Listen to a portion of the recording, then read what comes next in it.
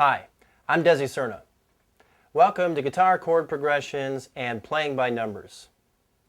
In this video, you're going to learn how to recognize keys and how to play chord progressions all over the fretboard. You're going to do this using major scale patterns and bar chords. You're going to learn how to build triads and chords using the major scale. And then you're going to piece together patterns using the chords and you're going to memorize this pattern, and then you'll be able to visualize and play all of the chords to a key. Then of course you'll be able to shift this pattern to different positions and play all the chords to any key.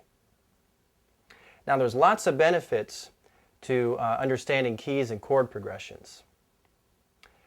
When you understand how things go together, it's going to really help you learn songs faster. And you'll be able to retain more of what you learn, because rather than just trying to memorize a song and the placement of the chords, you're actually going to understand how the song is moving through the key. You'll probably be able to associate the song to other songs that move through the key in a similar manner, and so on. Also, understanding keys and chord progressions is critical to applying scales correctly.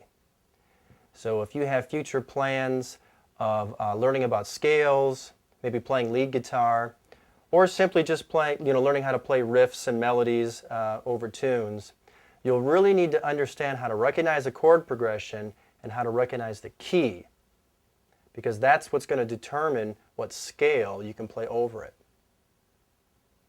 Also, if you'd like to compose your own music, or you're a songwriter, well, understanding how things go together will really help the creative process. This information is suitable for intermediate and advanced guitarists. This information is not suitable for beginners. We're going to piece everything together using major scale patterns and bar chords. So you need to be familiar with both of these things. If you never learned your major scales, now would be a good time to go look them up. In my book, Fretboard Theory, Chapter 5, I teach the major scale patterns, how to practice them, and I also reference lots of riffs, melodies, solos, and bass lines that use the scale so that you can go out and learn some songs and start using the patterns. That'd be a good place to start.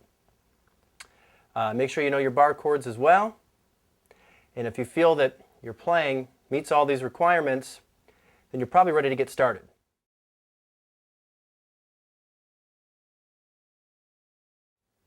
Before we officially begin, let's make sure that we're in tune.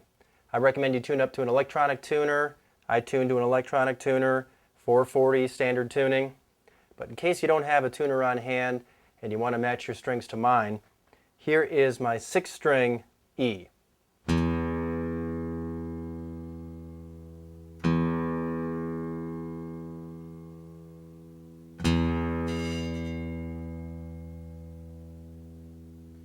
Or if you like to start tuning from the other end, here's my 1st string, high E.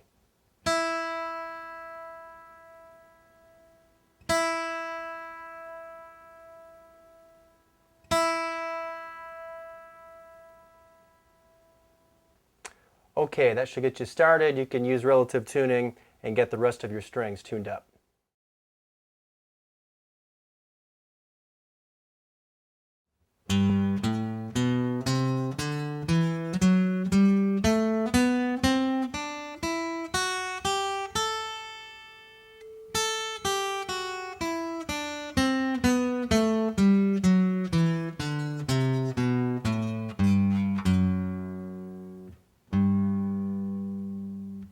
Okay, so that's a G major scale pattern. It's pattern 1 of the 5 that I teach in my book. And what we're going to do is we're going to start on the root G. Here it is at the 3rd fret. And we're going to play through the scale, and we're going to count the notes, and we're going to pick out the 1st note, the 3rd note, and the 5th note, right? 1, 2, 3, 4, 5. 1, 3, 5. 1, 3, 5. Chords are built on these intervals, 1, 3, and 5, or 1 is called a root, 3 is called a third interval because it's 3 notes away, and 5 is called a fifth interval because it's 5 notes away. And in this case, the notes are actually G, B, and D. And if you play G, B, and D together, you'll have a G major chord. Now you can't play these notes together because the B and the D are on the same string, but you can move the D to the open 4th string, and now you can play them together. That's a G major chord. So G is made up of these notes, and the notes G, B, and D actually occur all over the fretboard, you know. And you can combine G, B, and D anywhere. It doesn't matter what octave they're in. Doesn't even actually matter what order they're in. So long as you have G, B, and D, it always makes a G chord. So for example, here's a common open G chord. And if you go through and analyze the notes, you've got G, B, D, another G, another B, and a G on top. So it's just a combination of these notes. Some players hold down both strings 1 and 2 on the G chord. This is used sometimes. And this is actually still a G. I mean, the only difference between this one and the first one is that you're now holding down the 3rd fret of string 2. That's a D note. Whereas in the first G shape, we played the 2nd string open. That's a B note. Well, both B and D are in the G chord, so it's still a G either way. Here's another way to do it. This is a common bar chord, and the notes are G, D, G, B, D, G. So notice that the notes are not even always stacked in this order, G, B, D. It doesn't really matter. I mean, here it's G, then you skip the B and you have a D, G, B, D. So it doesn't really matter what order the notes are in, as long as you have at least one occurrence of each note, it's a G major chord. You don't even need to start on G. You know, you could play this shape and leave the 6th string out and begin strumming on the 5th string. So now you've got D, G, B, D, G. Oh, it's still a G chord. And of all the different forms you can use to play a G in all the different positions, I'm going to use this one to begin building our pattern, this bar chord. Okay, now I want to build a triad for the 2nd scale degree, A. Here's A under my pinky. Okay, let me point out something here, and this is very important, so make sure you're paying attention, okay? I am still in the G major scale. I'm not switching scales. I'm not switching to an A scale. I'm not switching to a different position. I'm still playing the G major scale notes.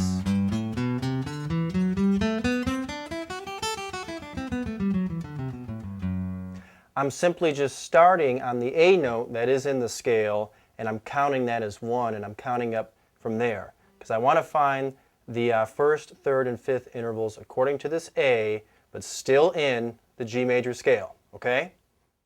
Okay, so 1, 2, 3, 4, 5. 1, 2, 3, 4, 5. 1, 3, 5. And you can actually play these all together. The notes here are A, C, and E. A, C, and E make an A minor chord.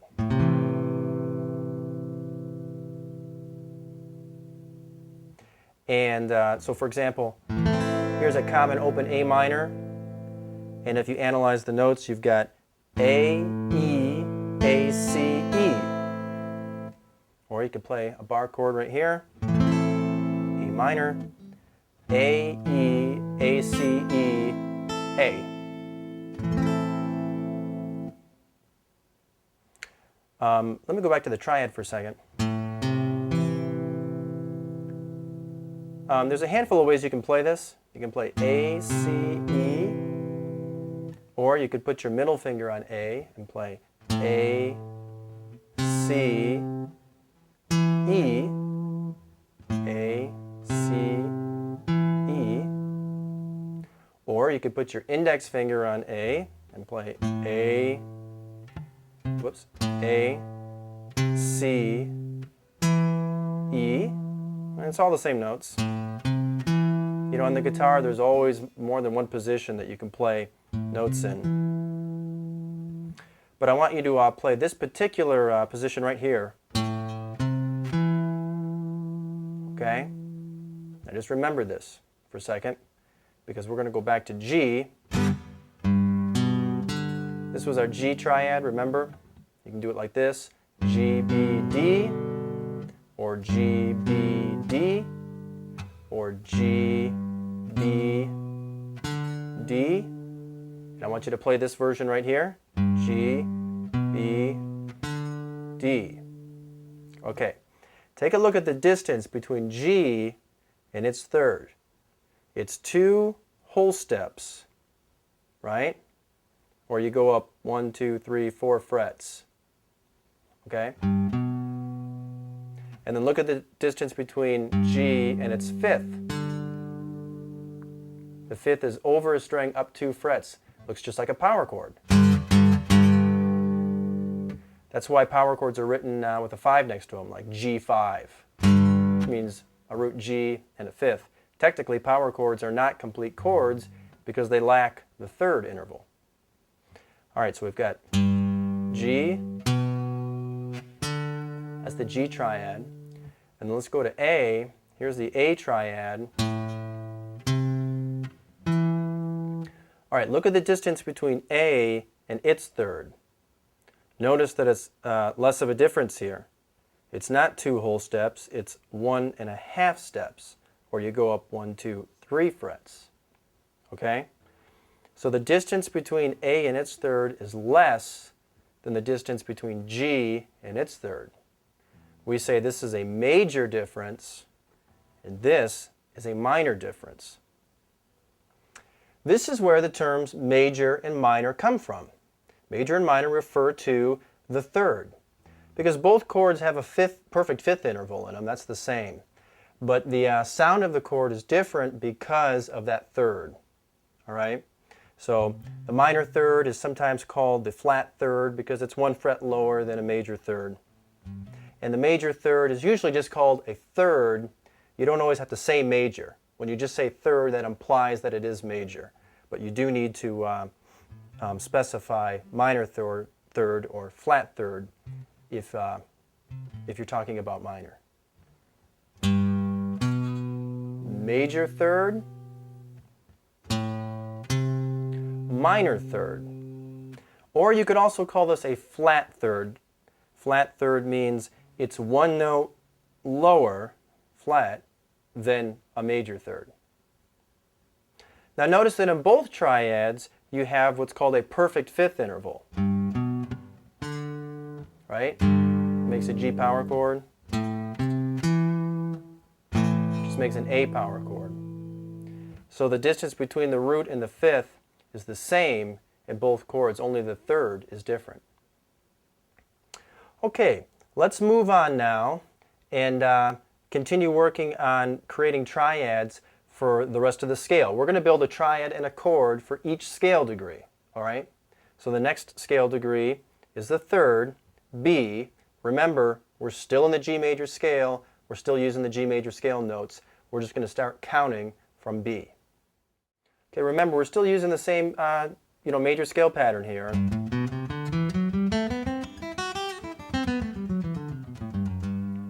We're just going to begin counting from the third scale degree, B.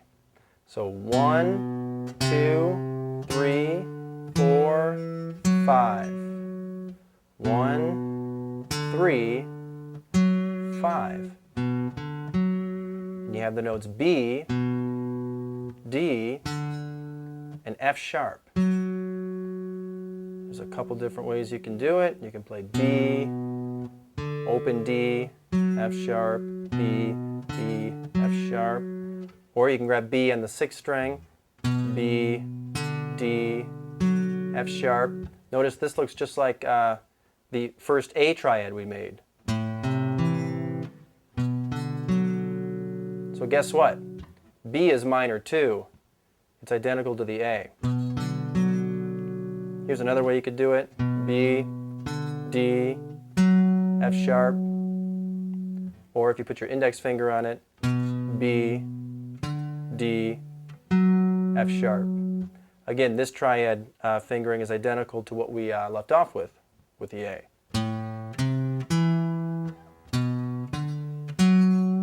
So they are both minor. By the way, just a quick little reference here. If you listen to the song Light My Fire by The Doors, during the guitar solo, the bass is playing 2 minor triads, like this.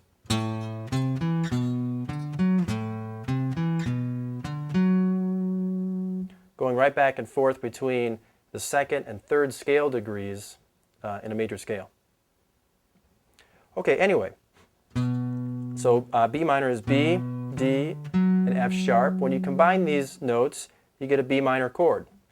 Here's a common way to do it. And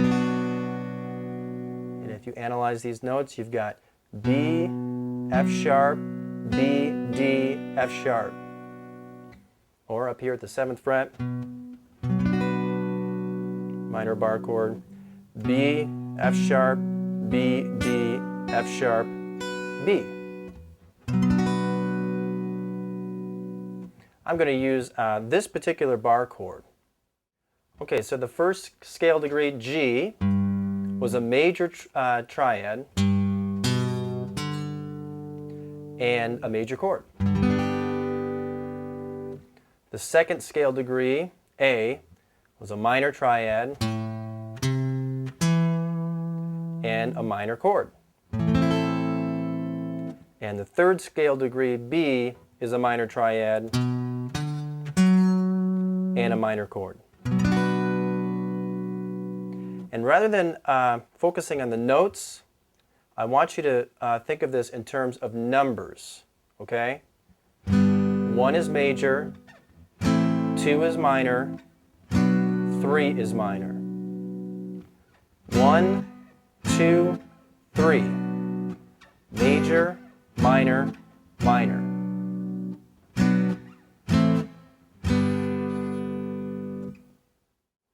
Okay, moving on.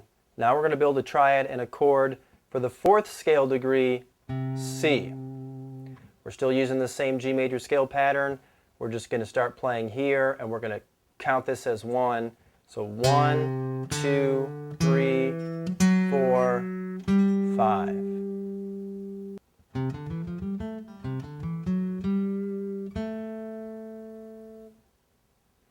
Let me point something out here. You might be thinking, gosh, I don't think I'm playing the scale pattern right. It doesn't sound right. That's probably because you expect it to sound like a major scale. Do, re, mi, fa, sol, la, ti, do. Okay? But it's not going to. Why? Because we're not in the C major scale. We're in the G major scale. It will sound like a G major scale if you start on G. Do, re, mi, fa, sol, la, ti, do.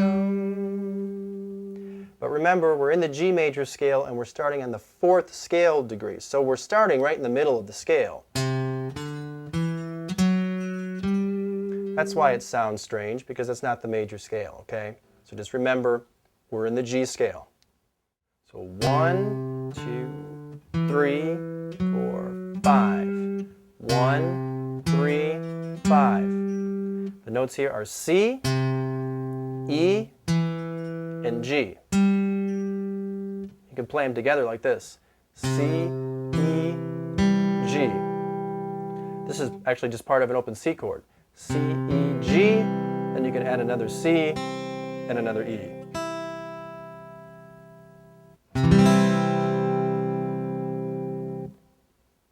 Now there's a couple different positions you can play this triad in.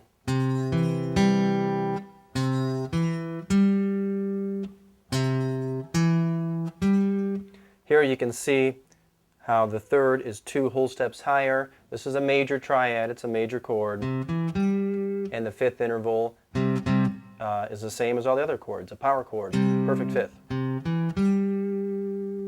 You could even play here on the 6th string, at the 8th fret, C, E, G, or C, E, G, or C, E, G. And when you combine these notes, you make a C major chord.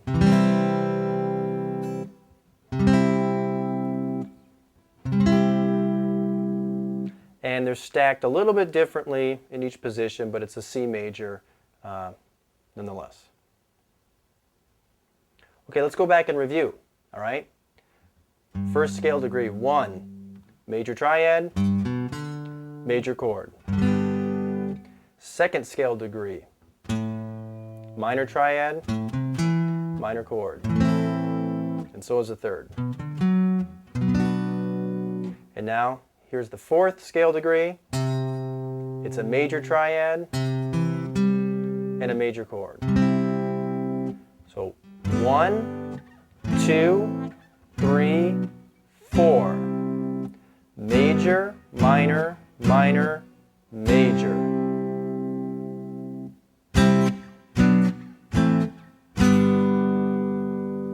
Make sure you know this forward and backward before you move on.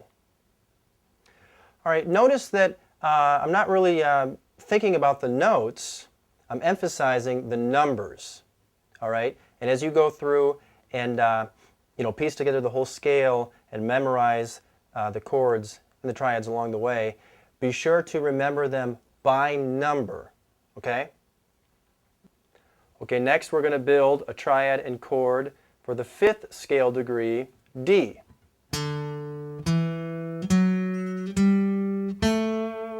One, 3, 5. There's the triad. It's D, F sharp, and A. Or D, F sharp, A. Or D, F sharp, A. Or D, F sharp, A. D, F sharp, A. D, F sharp, A. And hopefully you recognize the fingerings of this triad, that it is major. D, F sharp, and A make a D major chord. Here's a D major. D, A, D, F sharp. Here's another way to do it. Here's another way to do it, and they're all D. Okay, so the 5th scale degree is a major triad and a major chord. So let's go back to the beginning. First scale degree, major triad, major chord. Second scale degree, minor triad, minor chord. The third, also minor. Fourth is major. Fifth is major. 1, 2, 3, 4, 5. Major, minor, minor, major, major. And make sure you rehearse this backward too. 5, 4, 3, 2, 1. All right, now we're going to build a triad and chord for the 6th scale degree, E. Here it is, 2nd fret, string 4.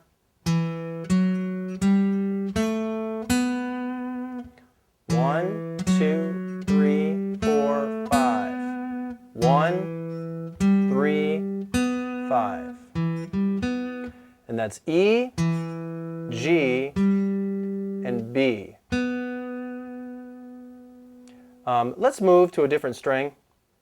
Let's put your index finger on E at the 7th fret of string 5, since you know the notes on these strings better. So I'll show you a couple different ways you can play a triad here. You can put your pinky on it, and you can play E, G, like that.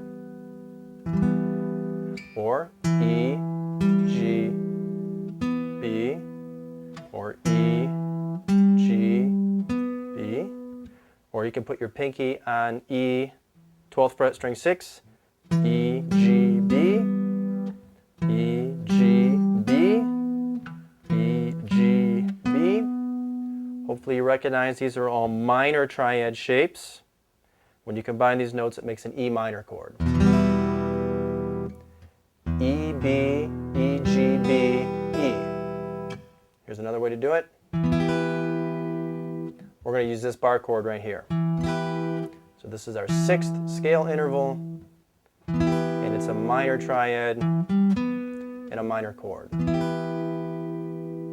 So from the beginning, 1, 2, 3, 4, 5, 6. Backward, 6, 5, 4, 3, 2, 1. Notice that I'm not even thinking about the notes here. I am focusing on memorizing this pattern by number. You should do the same. So rehearse this forward and backward for a few minutes, and then come back and we'll finish up the scale with the 7th degree. Okay, the 7th scale degree is F sharp. Here it is, 4th fret, string 4. 1, 2, 3, 4, 5. 1, 3, 5.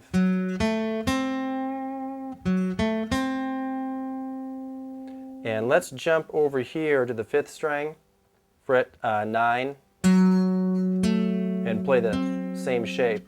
That's 1, 3, 5. The notes are F sharp, A, and C. Or you could do it like this, F sharp, A, C. Now let's analyze this for a second. Here's our root F sharp. There's A, that's a minor third. Step and a half, that's a minor third or a flat third. Now with every other triad that we made, they all had a perfect fifth. They all had a power chord in them. This one does not. Notice that its fifth is 1 fret lower than what occurred on all of the other scale degrees. This is called a flat fifth interval, meaning it's 1 fret lower, flat, than a normal fifth interval. So you've got a root, a minor third, and a flat fifth. Root, minor third, flat fifth. And to build a chord, you can actually just hang on to this root and flat fifth, put your ring finger on string 2 in the 10th fret. It's going to be in the same fret as your middle finger, but over on string 2. Then your pinky is going to grab string 3 right here at the 11th fret. Only play these notes your fingers are on. This is F sharp, C, F sharp, A. Or root, flat fifth, root, minor third.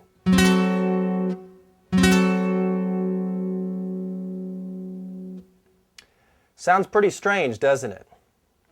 The minor flat 5 chord isn't really used much. In fact, when it is used, it's used in a slightly different form, and that's beyond the scope of this book. But in most practical applications, the 7th chord just isn't used. So I'm actually just going to ask you to leave it out, all right, and focus on just memorizing the pattern 1 through 6, because those chords are used, and they're used all the time. Okay, from the beginning, 1st scale degree, major triad, major chord. 2nd scale degree, minor triad, minor chord. So is the 3rd. 4th scale degree, major triad, major chord. So is the 5th. 6th scale degree, E here at the 7th fret, minor triad, minor chord. And the 7th scale degree, minor flat 5 triad, minor flat 5 chord. But we're going to leave this one off, and we're going to focus on the 6 chords that are used. So 1, 2, 3, 4, 5, 6. Major, minor, minor, major, major, minor. Okay, you should know this forward and backward. 6, 5, 4, 3, 2, 1. Rehearse this forward and backward on your own, calling the numbers out as you go.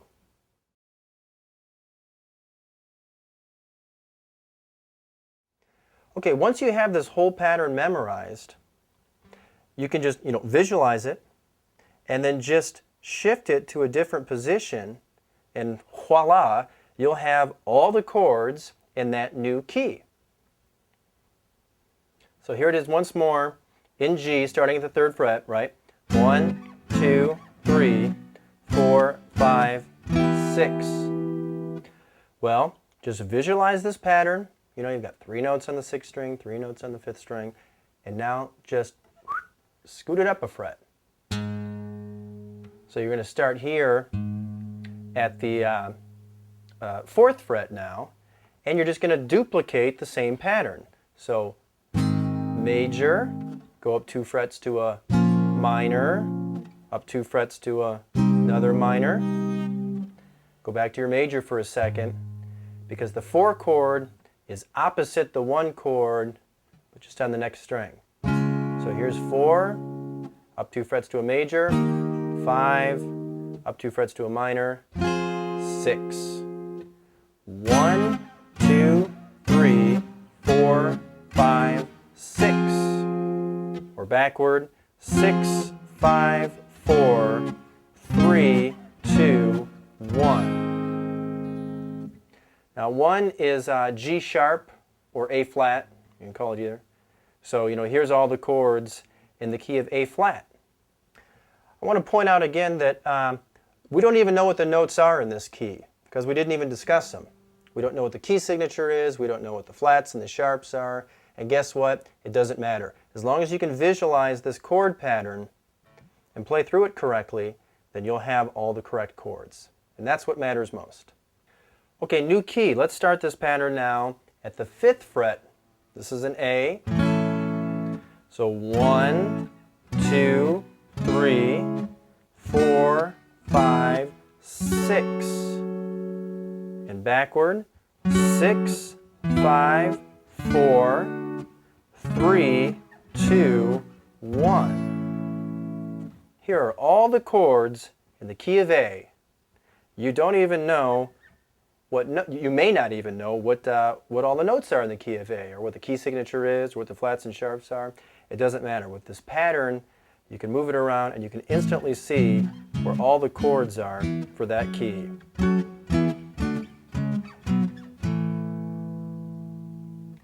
Let's keep going. 7th fret is B. Let's play through all the chords in the key of B.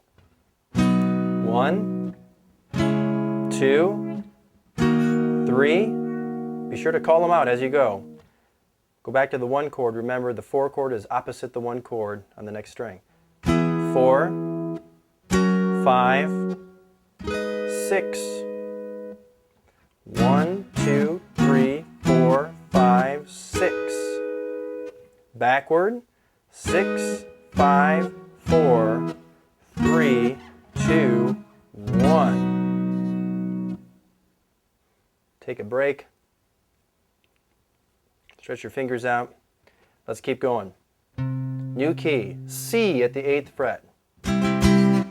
1, 2, 3. Kind of hard to squeeze the bar chord in up this high. 4, 5, 6. Backward.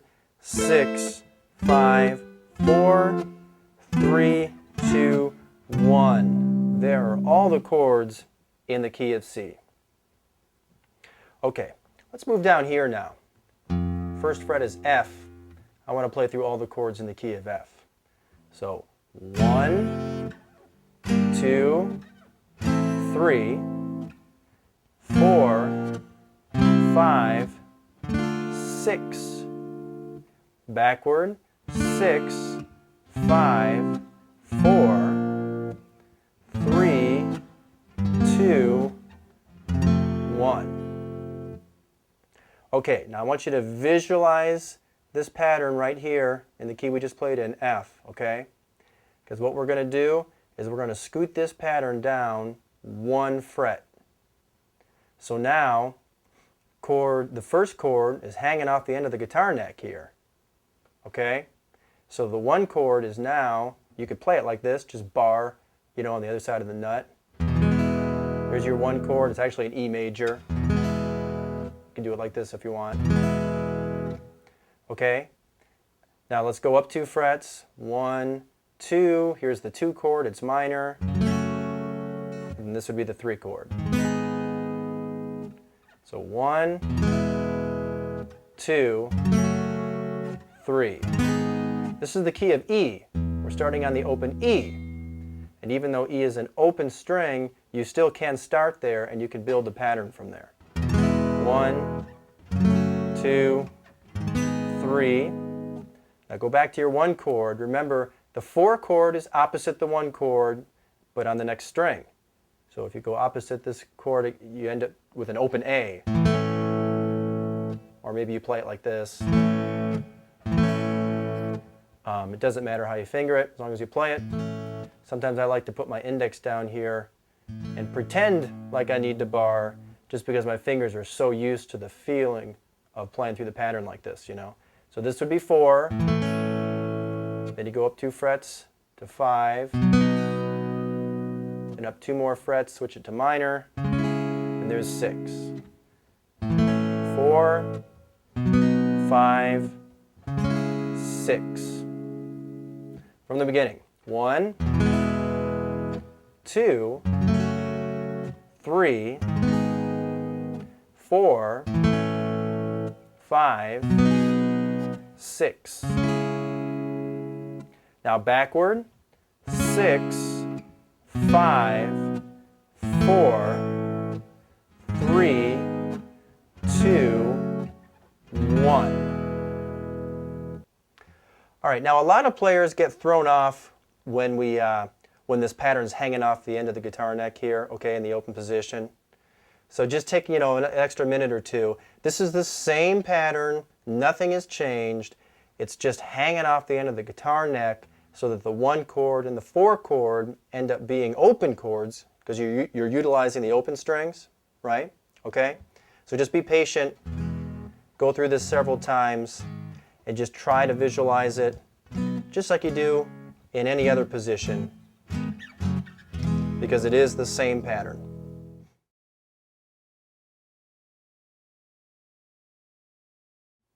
Okay, let's play this key of E again. 1, 2, 3, 4, 5, 6. 6, 5, 4, 3, 2, 1. Okay, now let me show you a different way that you can play through this pattern to help you memorize it even better. Start with chord 1, and then go to the chord that is opposite on the next string. That would be the 4 chord. So, whoops. So 1, 4, and then 4, 1. Then you can go up to chord 2, 2. Opposite chord 2 on the next string is 5, and then 5, 2. Let me back up.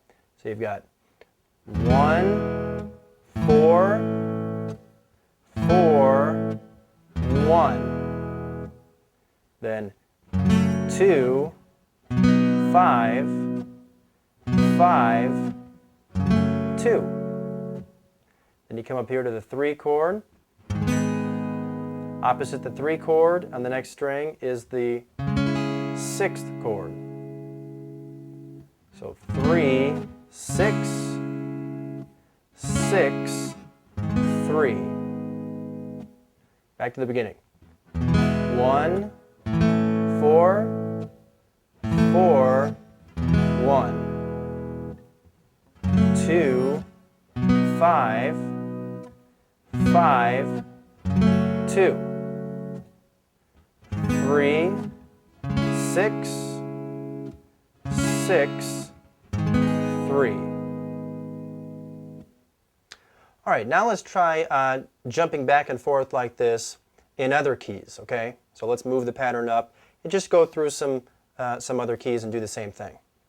Okay, here's the key of F starting at the first fret. 1, 2, 3, 4, 5, 6. 6, 5, 4, 3, 2, 1. Ready? 1, 4, 4, 1. 2, 5, 5, 2. 3, 6, 6, 3. New key. Let's do the key of G at the third fret.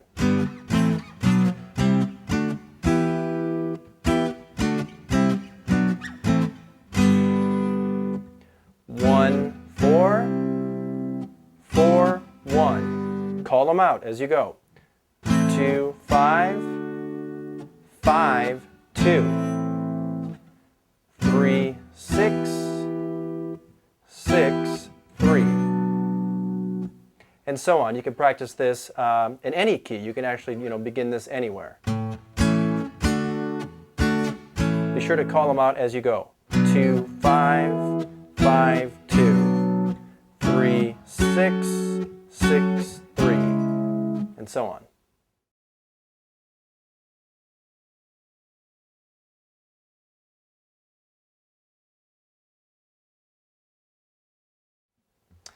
Okay, now that you've learned this pattern and you've rehearsed it and you know it forward and backward and you can even jump around, let's go through and learn some specific chord progressions. I'm going to take you through several different keys and show you some progressions, okay? I'm going to start with progressions that use the major chords, 1, 4, and 5. All right, these progressions are very common, and usually the simpler a song is, the more it's based on the major chords, okay? After you get the hang of playing chord progressions that use 1, 4, and 5, then I'll show you how to start mixing in the minor chords too and give you some examples of playing popular progressions with minors.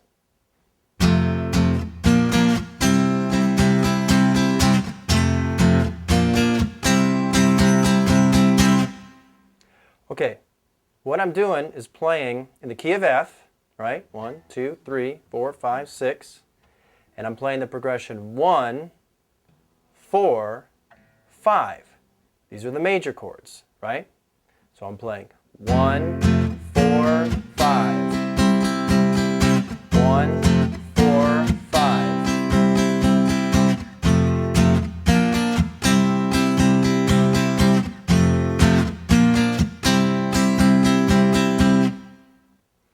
This progression sounds very much like Twist and Shout. I believe that the original version by the Isley Brothers is in this key, the key of F. So if you've got a copy of that song, or if you're able to get a copy, then you can play right along and practice this chord progression. If you don't have a copy, you've probably heard the song enough times that you can strum through it and sing yourself through it at the same time. All right, new key. I'm up here at the 5th fret. This is A.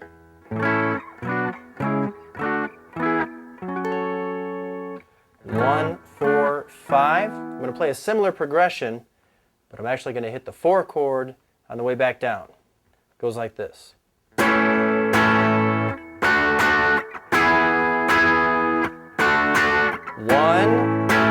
4, 5, 4.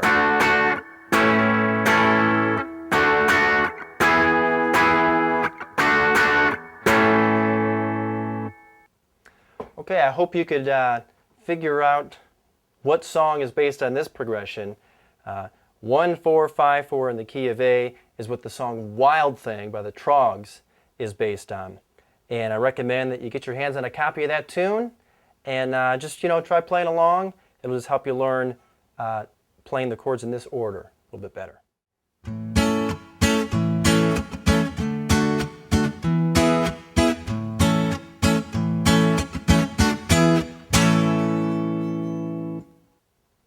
That was an example of using, a 1-4-5 progression in the key of A. Spice that one up a little bit. Actually sounds very much like When the Sun Goes Down by Kenny Chesney. All right, new key. I'm starting the 3rd fret on G. This will be the key of G. And same chords, slightly different progression. Watch how I move through the chords this time.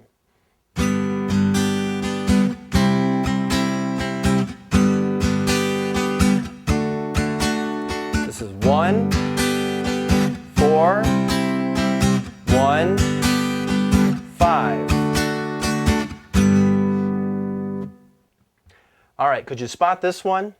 Many songs are based on this kind of progression, including one of the most popular songs of all time, Brown Eyed Girl by Van Morrison. Definitely recommend that you play along with a copy of that song and just familiarize yourself with this type of chord movement. All right, still in the key of G here. I'm going to play a progression that actually starts on the 5 chord. 5,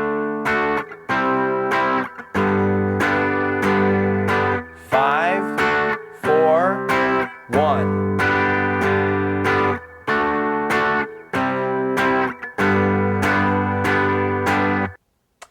Okay, this progression here, 5, 4, 1, is a good example of how you don't have to start on the 1 chord.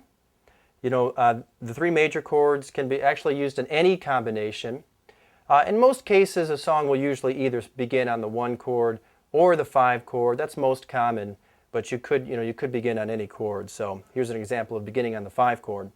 Sweet Home Alabama by Lynyrd Skynyrd is based on 5, 4, 1 in the key of G. That's a great song to practice playing along with. So is the song Magic Carpet Ride by Steppenwolf. It's actually based on the same progression in the same key.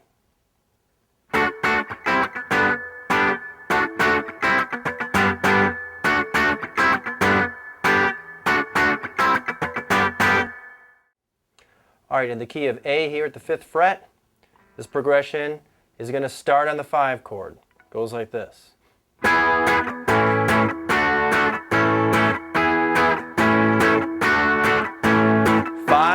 1, 4, 1. 5, 1, 4, 1. Okay, another example here that starts on the 5 chord, key of A, 5, 1, 4, 1. And this actually sounds very much like What I Like About You by the Romantics. You could turn that song on and play right along with it because the entire song almost is based on this progression. All right, I'm still in the key of A. Here's a progression that starts on the 5 chord.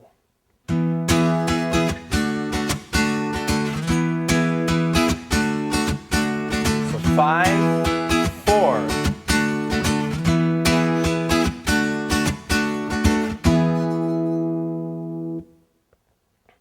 All right, so this is an interesting progression because not only does it not start on the 1 chord, it doesn't even have a 1 chord in it. Just 5 and 4. So, there's no rules on what chords you have to use. You can build chord progressions using these chords in any order. The song No Rain by Blind Melon has a couple of sections in it that are based on this progression here. 5 to 4 in the key of A. Now, I want to point something out. Many guitar players will tell you that, for example, No Rain by Blind Melon is in the key of E. Well, you can see that it's not in the key of E. It's clearly in the key of A. It's 5 and 4 in the key of A. Well, the reason why guitar players think it's in the key of E, or the reason why many musicians might think it's in the key of E, not just guitar players, is because it starts on E. So when you're talking about the key of a song, that does not necessarily mean what is the actual parent major scale that the progression is derived from. I mean, technically it's supposed to mean that, but that's usually not what people mean when they talk about the key. They're usually just asking, what are you starting on? So that can be a little bit confusing, but just keep track of that, informally, when people talk about the key, they mean what are you starting on. So when guitar players tell me that a song like this is in the key of E, I understand what they mean, and I know that it's actually in the key of A, okay? So you'll just have to learn to deal with that and keep track of things yourself, too. New key, I'm now at the 6th fret. This is B flat, 1, 4, 5. This progression is going to start in the 5 chord. It's not even going to use the 1 chord. It goes like this.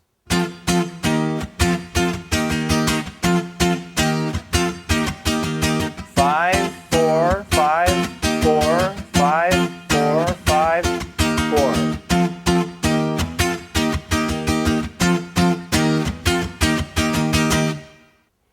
Well, here's another fun little progression that's just using chords 5 and 4. We're in the key of B flat here, and you probably could spot this one. The song Tequila by the Champs is based on this type of progression as well.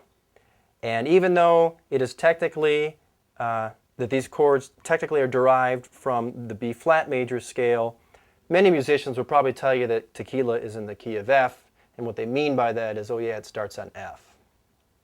Okay, I'm in the key of E now, in the open position. 1, 4, 5. This is going to be a much lengthier progression, and I'm going to add a little bit more to this one, including a little melody at the beginning.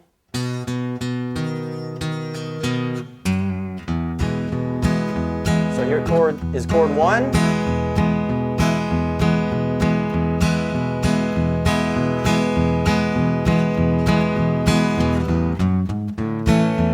Chord 4.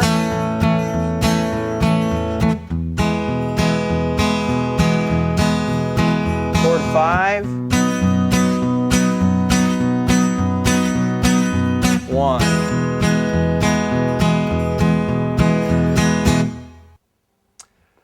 All right, I mean, there are so many songs that are based on the 3 major chords. I mean, there's literally, a million songs. So I'm just trying to give you some examples just because I want you to get started by associating this stuff to real music, because that's what it's all about, okay? This progression sounds very much like Folsom Prison Blues by Johnny Cash. So you could look that song up and try playing along. I think that Johnny Cash capoed his guitar at the 1st fret, maybe, and then played through it as if he were in the key of E. You might be able to just play through it using bar chords and just think of it as the key of F. All right, I'm going to move up to the 1st fret. Here's an F.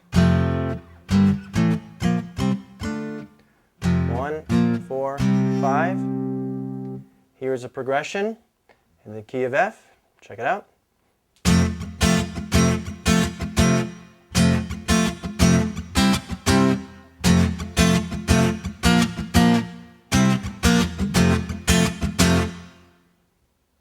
That sounds very much like Volcano by Jimmy Buffett. Volcano is in the key of F, and the entire song is based on the 3 major chords 1, 4, and 5. I believe there's a couple of different progressions that occur in the song. I recommend that you look it up and try learning it.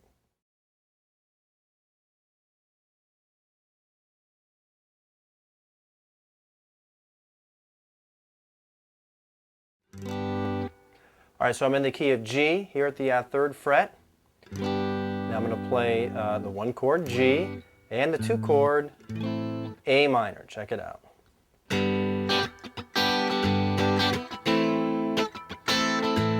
Chord 1, chord 2.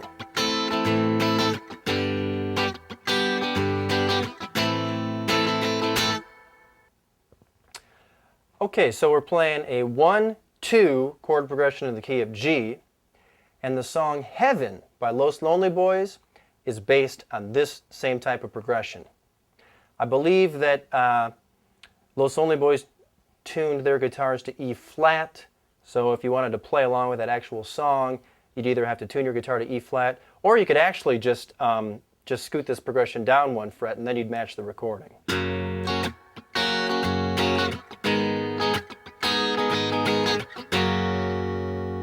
Give it a try. All right, I'm in the key of E, open position.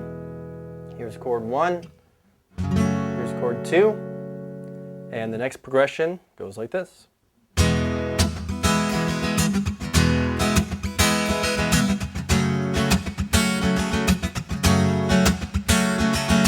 One, 2.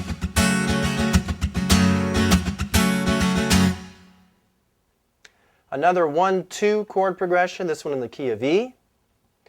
And the song Upside Down by Jack Johnson is right in the same key and based on the same progression.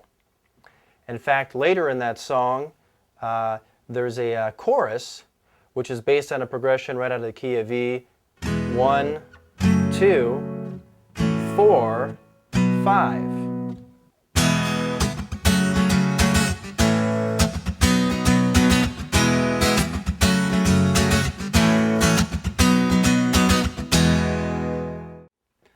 Okay, now I'm in the key of G. I'm going to use the 2 chord and the 3 chord, like this.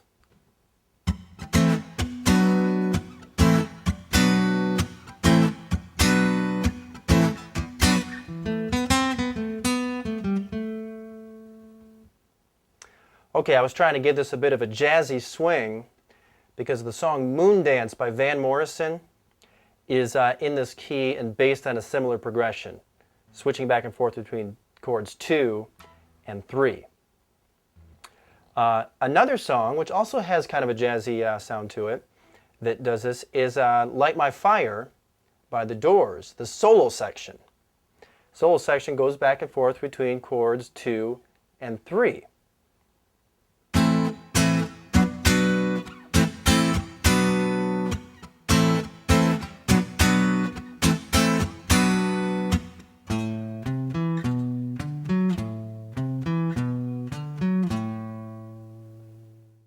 In fact, the bass line in that song plays the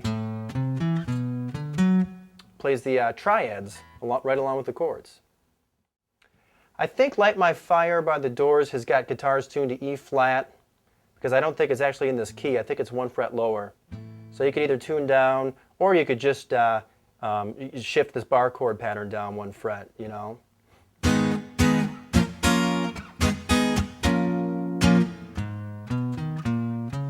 If you wanted to play along that way. F major scale here. I'm going to play a chord progression that begins on the 6th chord, and it's going to use the 3 chord and the 2 chord as well. And I'm going to dress this up and just play a little bit of melody along with it, just to hopefully make it sound a little bit more familiar to you. So.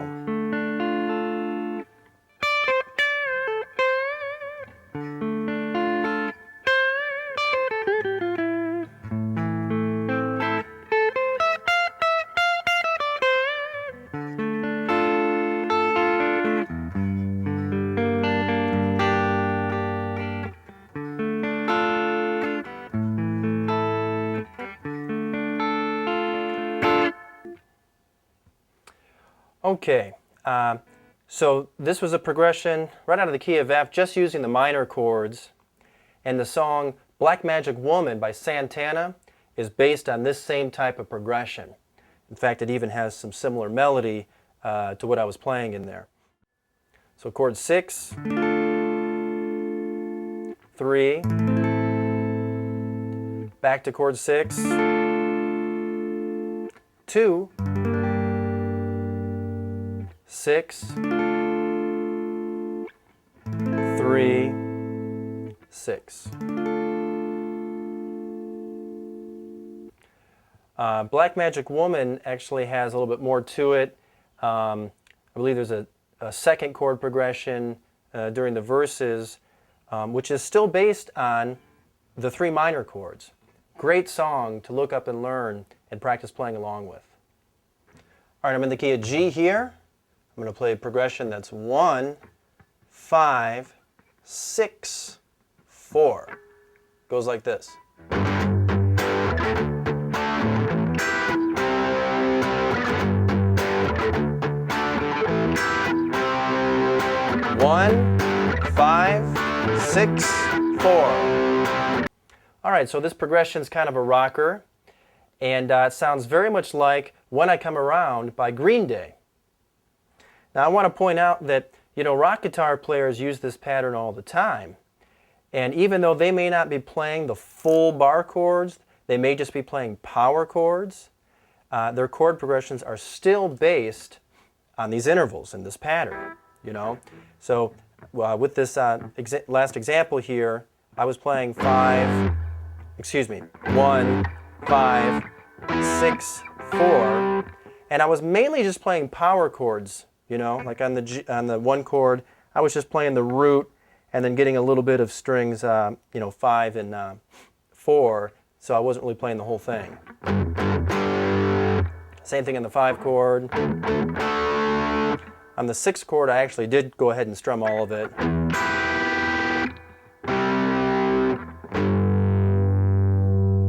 So just because a song may not use full bar chords doesn't mean that it's not based on this pattern. A lot of songs are still based on this pattern, and they just use, power chords.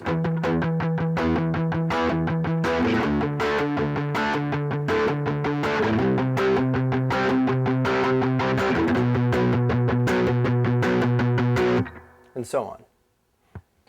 All right, key of F.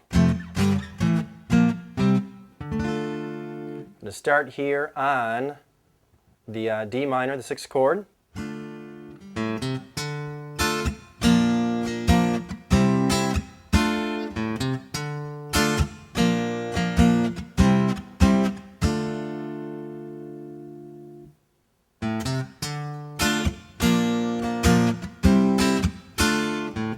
Six, 4, 5, 6. 6, 4, 5, 6.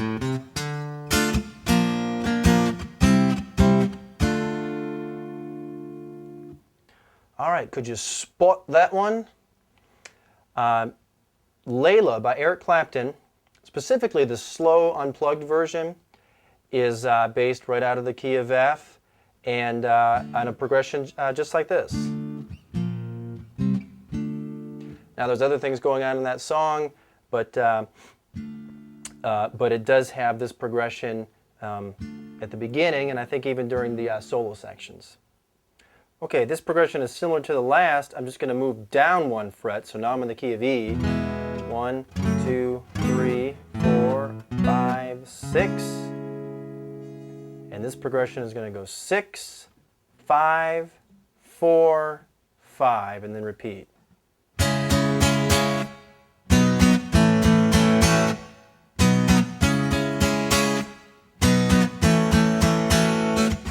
Six, 5, 4, 5.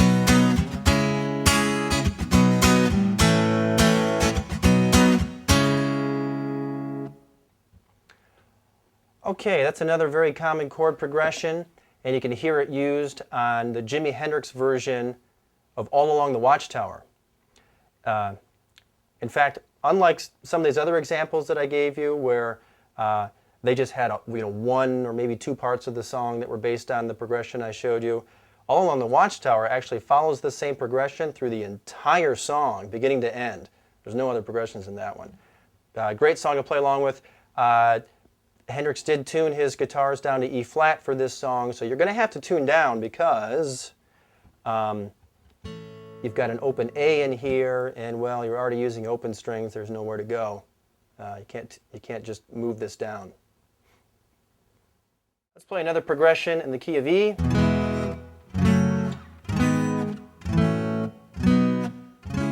This one's going to be lengthier. It's going to use more chords. It's going to start right here on the 6th chord. And it goes like this.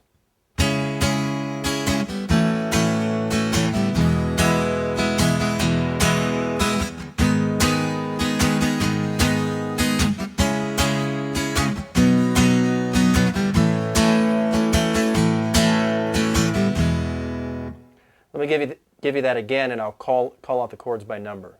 So 6, 4, 1, 3, 6, 5, 4.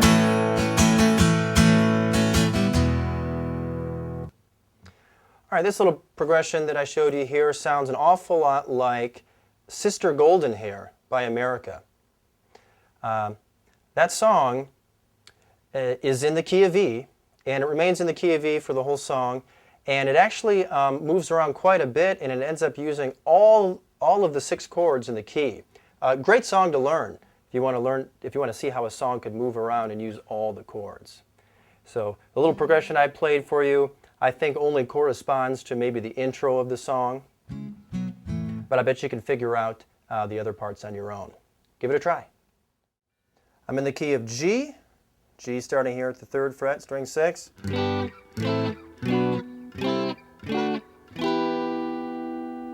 And I'm going to play a progression that's going to go 6, 2, 5, 1. So it's going to jump around quite a bit. 6, 2, 5, 1. Like this.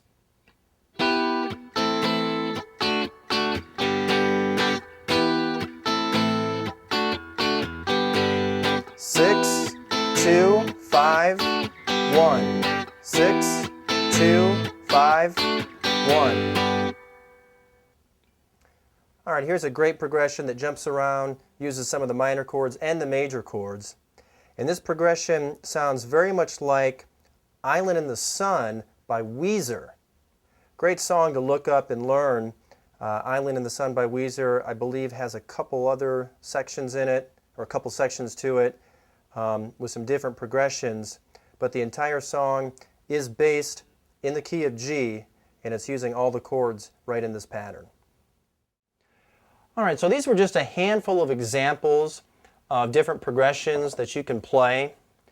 And, you know, I referenced just some popular tunes off the top of my head, songs that I frequently teach in lesson and songs that students ask about. But of course, there are just countless songs that are based on this pattern. In fact, everything that you learn is either going to fall right into this pattern, or it might be a combination of some different patterns, have some key changes in there. Even if a song does not appear to be in the pattern, musicians always think of it in relationship to the pattern. So this pattern really applies to any chord progression that you would play.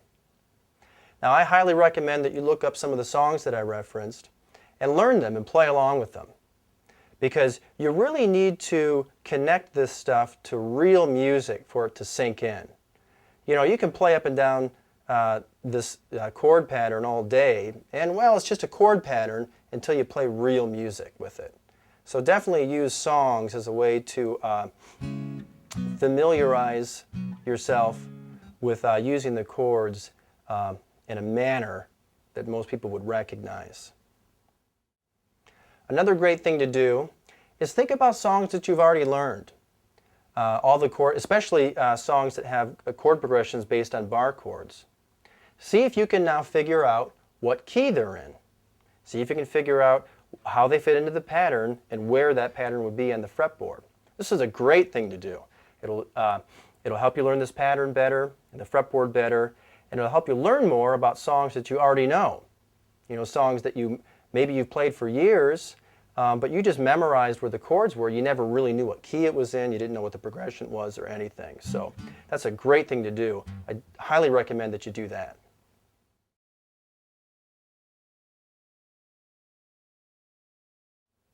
Okay, so now you know a pattern that begins on the 6th string where you can play chords for the major scale. Next, I'm going to teach you how you can begin a pattern that will start with the 1 chord on the 5th string. So I'm going to teach this pattern to you and show you some different ways that you can practice it. And then we're going to go through this pattern, I'm going to show you lots of popular progressions that are used in this new pattern. And of course, I'll make lots of references to some popular songs along the way. Okay, to begin with, let's play through the pattern that you already know again, beginning on C here at the 8th fret. So 1, 2, 3. It's really hard to play that 3 chord there. 4, 5, 6. 6, 5, 4, 3, 2, 1. Now let's go through and analyze what the actual chords are, okay? The 1 chord is C. The 2 chord is D. That's D, D minor. And the 3 chord is E minor. C, D minor, E minor. And like I said just a second ago, it's kind of tough to play that C chord here. This isn't really the best position to play in the key of C. It's kind of tough to get the 6th chord in there too. So let's take the first part of this pattern, 1, 2, and 3, C, D minor, and E minor, and let's move these chords to a different position. So I'm going to come down here and play C at the 3rd fret on string 5. Now I've got to use this bar chord shape in order to produce a major chord in this position. So there's my 1 chord, C major. And then just like up here, you can scoot up 2 frets, switch it to minor, and you'll have your 2 chord. So 1, and then scoot up 2 frets, switch it to minor. You know, this is the minor fingering when you're on the 5th string. So there's the 2 chord, D minor.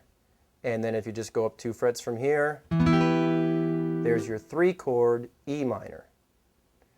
So here's C, D minor, and E minor. And this is 1, 2, 3 in the key of C. Okay, back to the first pattern here on string 6. So 1, 2, 3, and then here's 4, 5, and 6.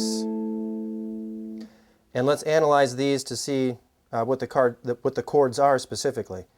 So here's chord 4, that's an F major. 5 is a G major, and 6 is an A minor. F, G, A. Now let's move down here and play these same chords in a different position. Here's F at the 1st fret on string 6. So this is F, and I'm going to play a major bar chord. You know, this fingering produces a major bar chord when you're on string 6.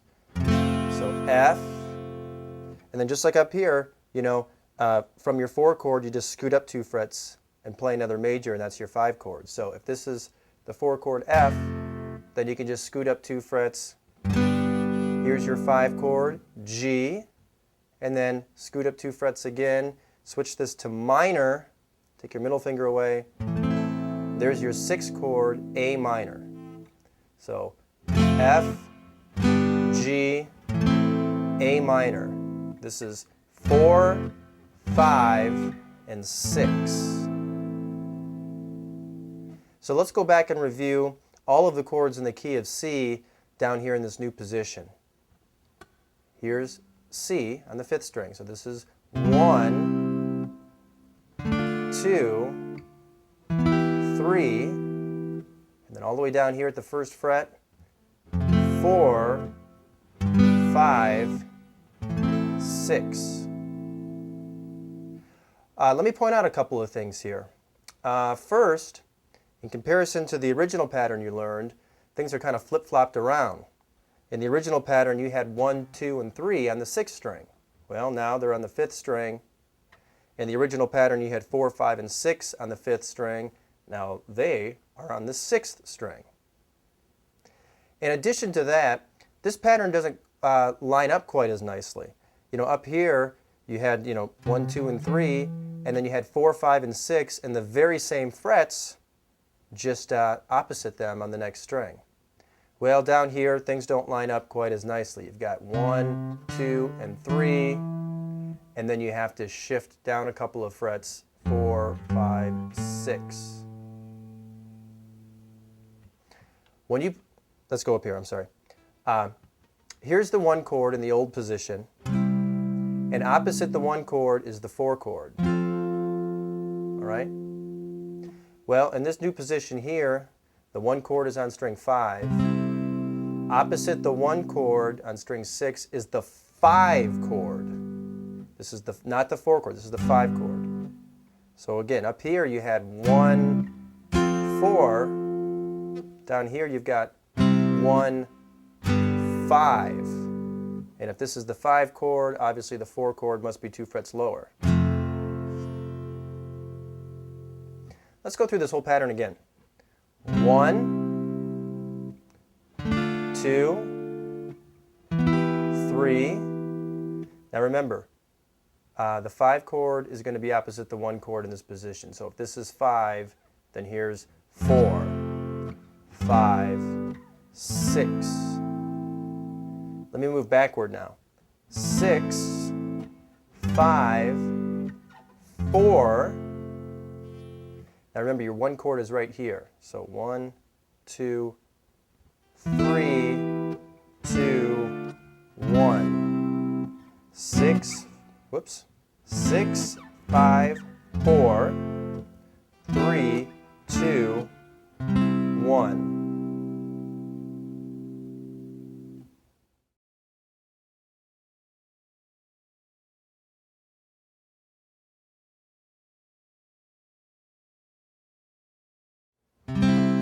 Okay, here's the 1 chord, right?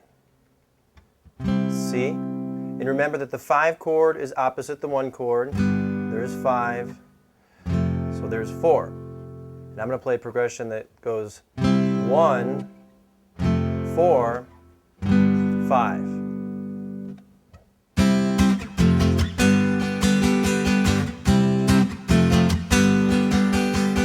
1, 4, 5.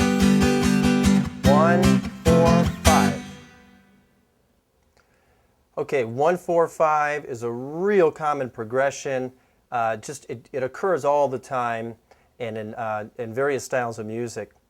When you play it in the key of C here, it matches the song La Bamba, made famous by Los Lobos. Great song to look up and practice playing along with. Okay, this is going to be the same key, same chords, but just slightly different order. I'm actually going to start on the 5 chord. I'm going to play a progression that goes 5, 4, 1. So it's just, this will be the same as the previous progression, but backwards. It goes like this. 5,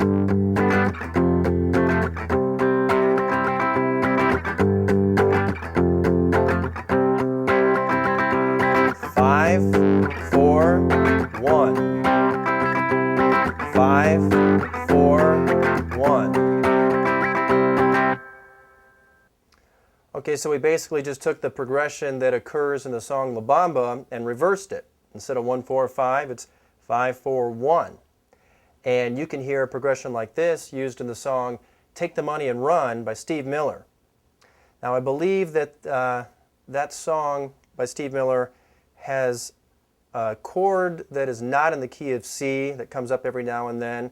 It's actually a key change briefly, but the majority of the song is based right out of this key using the 5, 4, 1 progression. Okay, still the key is C. I'm going to play a progression that is simply 4, 5. So this progression is going to start on the 4 chord, and also it won't even include the 1. It goes like this.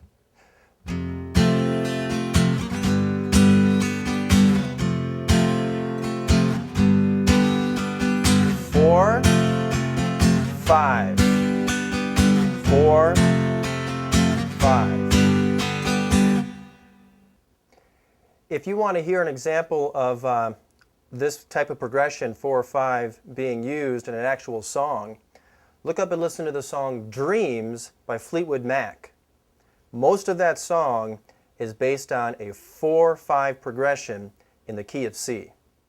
Okay, same key. I'm going to play a progression that goes 1, 5, 4.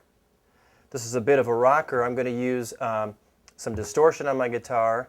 And also, instead of playing the full bar chords, I'm going to primarily strum the root and the fifth. I'm going to play power chords. It goes like this. 1,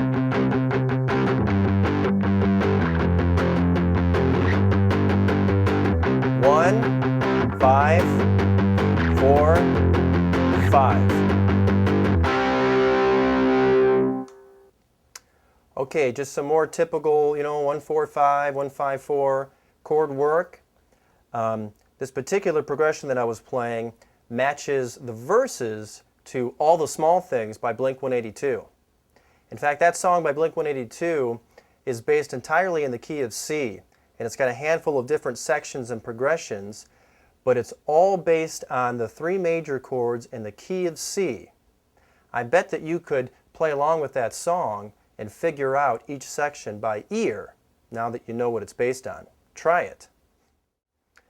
Okay, let's transpose now and move to a different key. All right, the last several examples were all in the key of C.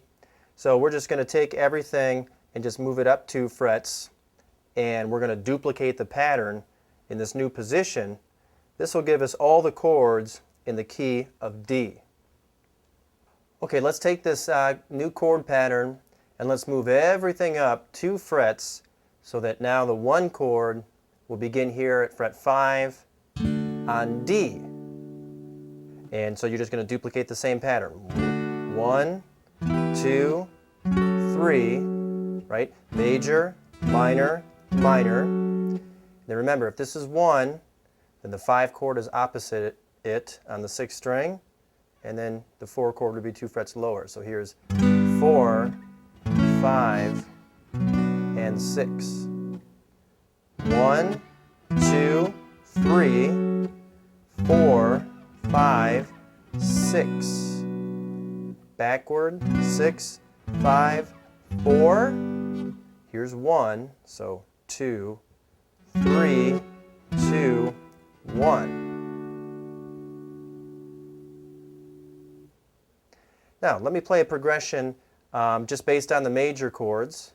I'm going to play 1, 4, 5, but now in the key of D. It goes like this.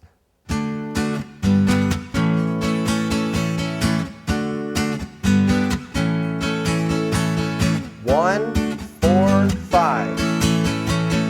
1, 4, 5. Okay, that example may actually sound familiar to you, and you may be thinking of all kinds of different songs because that progression 1, 4, 5 is so common, and there are many famous songs based on it. The song Twist and Shout, the Beatles version, is actually in this key, the key of D, 1, 4, 5. And if you speed this same progression up a little bit, it matches Authority song by John Mellencamp.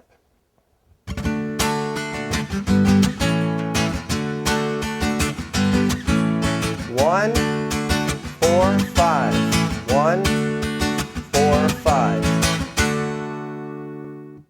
Okay, still in the key of D, I'm going to play a new progression, and it's going to start on the 5 chord. It's going to use the 4 chord and the 1 chord as well, but it's going to start on the 5 chord. It goes like this.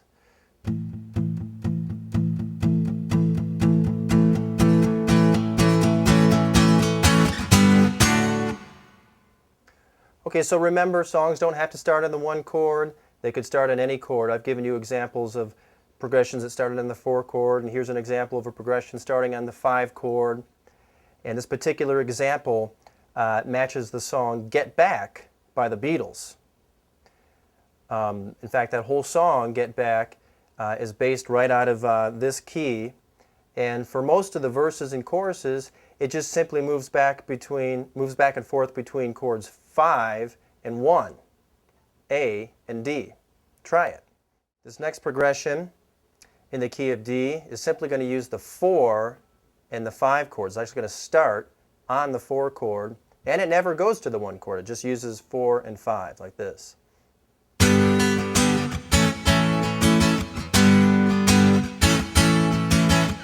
4, 5. 4, 5. All right, here's another example of a progression that actually starts on the 4 chord. And you know, you gotta love this one. There's just two chords to it, 4 and 5, back and forth. And you can hear chord movement like this used in the song Jane Says by Jane's Addiction. Another progression that's just going to use the 4 and the 5 chord. We're in the key of D, here's D, but we're not going to use that D, we're just going to use the 4 and the 5 chord. It goes like this. 4,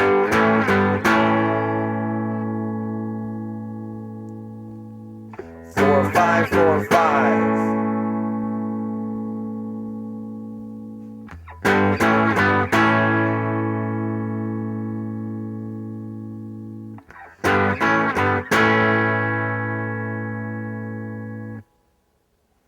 Okay, another example of just using the 4 and 5 chord.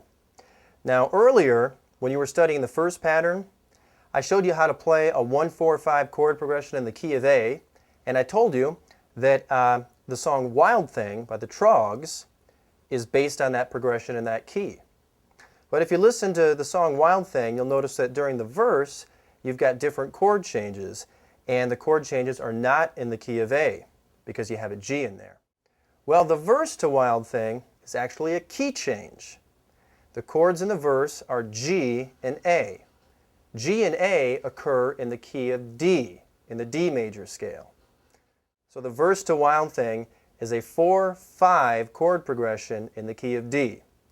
Then, when you go back to the chorus, you switch keys again, you're back to the key of A, 1, 4, 5, 4. This brings up something important that I'm not going to get into too much detail in here, but you want to be aware of. And that is that there's no rule that says songs have to stay in the same key for the whole song. It's very common to have key changes in a song. So your verse might be in one key and your chorus might be in another. Or maybe your bridge is in another key. Or maybe each section is in a different key. Or maybe a song just has a very quick and brief key change that's just at one part of the progression. Maybe you've got the whole song is based on the same progression. It's all in one key, except for there's one chord at the end that jumps out of key, and then it jumps right back into key and continues. So this is something to look out for. There's no reason why you can't piece together patterns from different keys when you compose a song. Now, as you look up songs and really start applying what you're learning here about these patterns and chord progressions, I actually recommend that you try to stay away from songs that are complex. Stay away from songs that play through multiple keys. Try to just focus on simple songs that stay in one key, and then once you get a handle on that, then that would be a good time to start working with tunes that jump around into different keys. And by that time, it should be much easier for you to identify those key changes and follow them. All right, let's transpose again. So we left off in the key of D. Let's just move this up 2 frets and duplicate the chord pattern in this new position. This will give us all the chords in the key of E. Okay, so we were previously in the key of D, starting the pattern here at the 5th fret of string 5. So let's just move everything up a couple of frets and duplicate the chord pattern beginning at fret 7. That's an E. So this will be the E major scale, or the key of E. So 1, 2, 3. And remember, if this is 1, then the 5 chord is opposite it. And here's your 4 chord. 4, 5, 6. So 1, 2, 3, 4, 5, 6. Backward, 6, 5, 4. Here's 1, so 2, 3, 2, 1.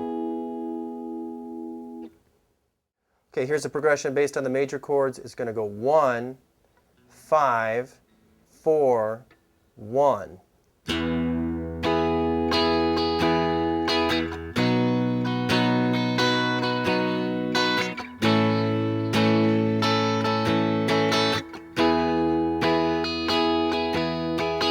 One, 5, 4,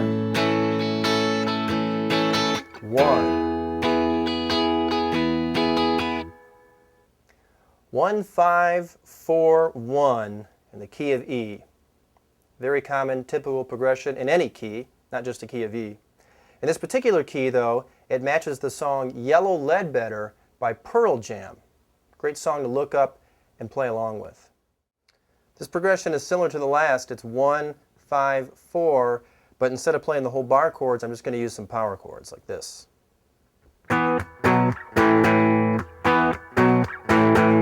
1, 5, 4, 1, 5, 4.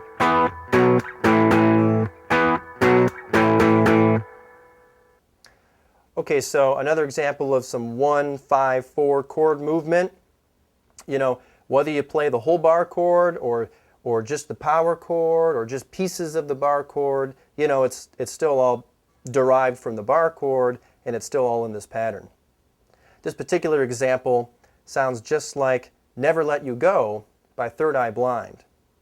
In fact, I believe that song has some other sections in it, some other progressions, but I think they're all actually based in the key of E, and you could follow them using this pattern.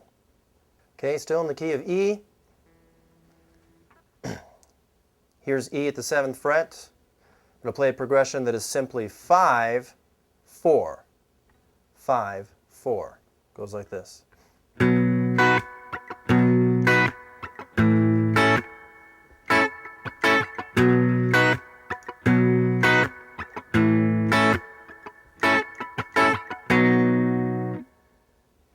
All right, here's an easy one. 2-chord progression, 5 and 4. And the song Fire on the Mountain, which was made famous by the Grateful Dead, is based on this particular progression. And I love that song because this progression continues through the entire song. There's no other parts. The progression doesn't change at all. It's 5, 4 through the entire song. All right, we're going to transpose again. You're on E at the 7th fret. Let's just move up 1 fret. This is F at the 8th fret. Let's duplicate the pattern in this new position. This will give us all the chords in the key of F. Okay, so we've been in the key of E, beginning the 1 chord here at fret 7. I just want to scoot up 1 fret. That's an F, so now we're in the key of F. Here's 1, 5, 4 in the key of F.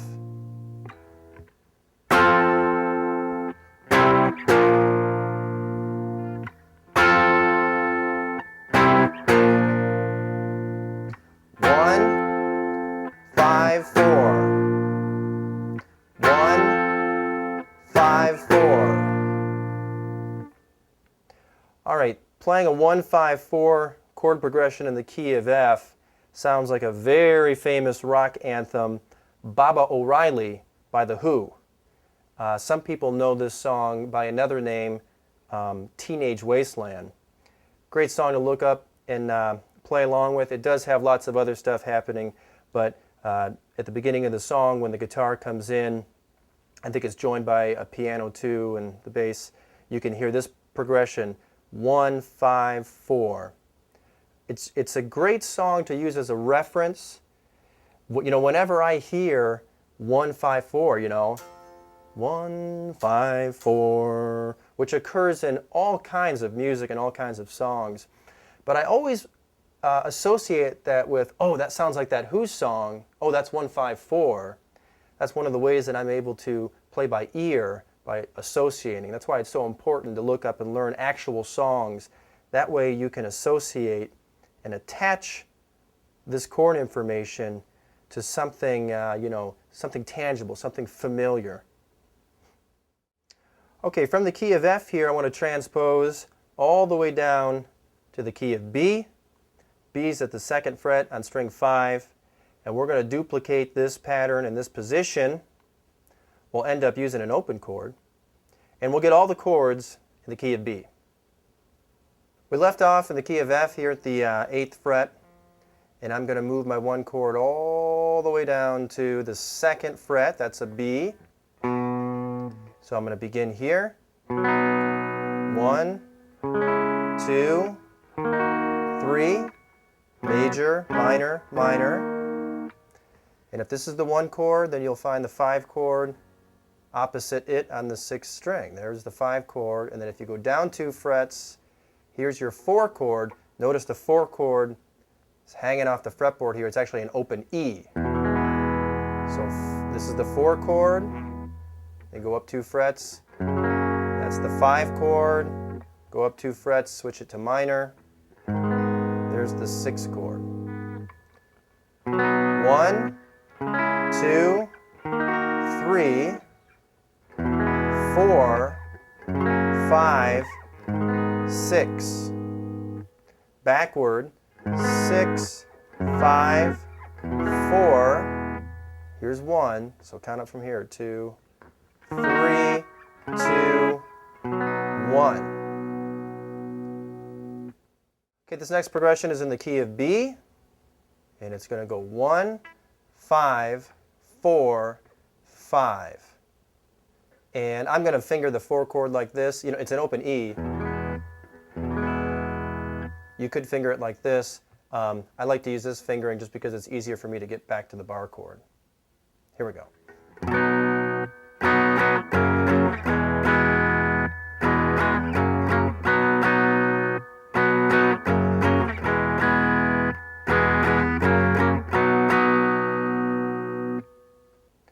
All right, when you play 1, 5, 4 in the key of B here, it sounds very much like Crimson and Clover by Tommy James and the Shondells.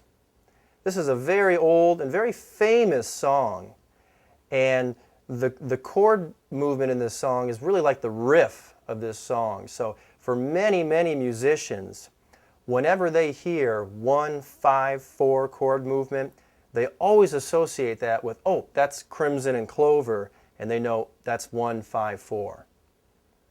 Another progression in the key of B, this one's simply going to go 1, 4, 5. 1,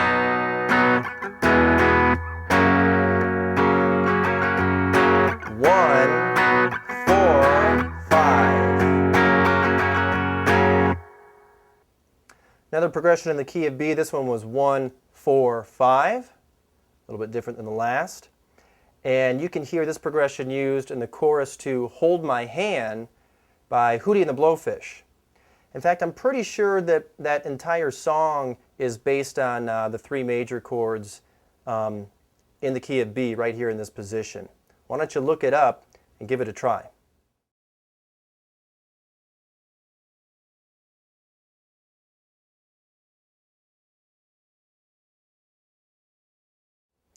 Okay, I think I've given you lots of great examples of playing 1, 4, 5 type chord progressions in this new pattern that begins on the 5th string. Now, let's go through and review the whole pattern again, and let me give you some examples of chord progressions that will mix in some of the minor chords. Okay, I'm in the key of C, beginning here at the 3rd fret on string 5, and let's review the whole key and the whole pattern. So, 1, 2, 3, right? Major, minor, minor. Here's the 1 chord, 5, 4, 4, 5, 6. Major, major, minor. From the beginning, 1, 2, 3, 4, 5, 6. Backward, 6, 5, 4. Here's 1, so 3, 2, 1. Here's a progression that's going to use a couple of the minor chords. It's actually just going to climb right up the scale. 1, 2, 3, 4, 5.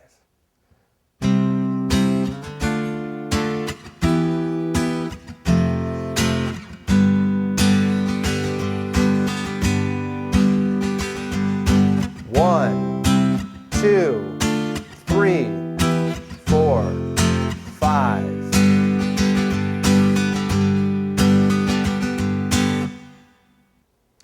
All right, lots of chord movement here. I love this example because it just climbs right up the scale, playing the chords right in order. You can hear this progression used in the song Like a Rolling Stone by Bob Dylan. Now, if you were taking private guitar lessons from me, this would be one of the many songs that would be required learning. Like a Rolling Stone is based entirely in the C major scale, and each section of the song is a slightly different progression. During some parts of the verse, you're climbing up the scale with the chords. In other parts, you reverse direction and you climb backward in the scale. And then the chorus is actually just a 1-4-5 chord progression. It's really one of the best examples of learning how all this chord information applies to real music. You know, learning how this stuff works in the real world. Highly recommend that you look up the song Like a Rolling Stone by Bob Dylan and learn how to play through the entire song. Another progression still in the key of C. This is going to use all the chords. It's got two parts. Here's the first part. And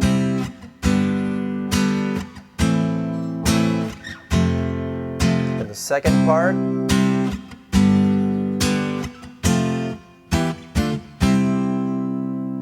Let me call that out by number. So it's 1, 5, 6, 4. 1, 5, 4, 3, 2, 1. Okay, again, this progression starts out pretty easy, and then you've got quite a bit of movement at the end. You can hear a progression like this used in the song Let It Be by the Beatles. Now in that song, I don't believe there's any guitar in it.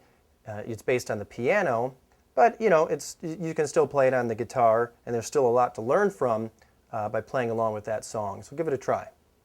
Still in the key of C, going to have lots of chord movement with this progression as well.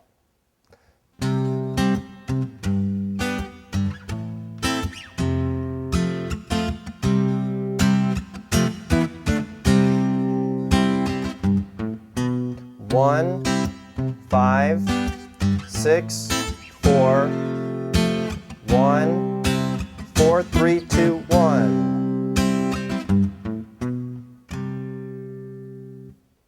Okay, here's a progression that's actually very similar to the one that is used in Let It Be. And this actually sounds very much like No Woman, No Cry by Bob Marley. I believe that entire song is based out of the key of C, although when I tried to play along with it, I noticed that my guitar was slightly out of tune. I'm not sure if it's the recording or their instruments. I was trying to play along with the live version, but I think it was just like a quarter tone off from C, which was a little frustrating. But anyway, a great song to look up and study the chord progression of. Okay, still in C, beginning here at the 3rd fret. This progression has got a handful of parts to it, and it moves around quite a bit, so watch carefully.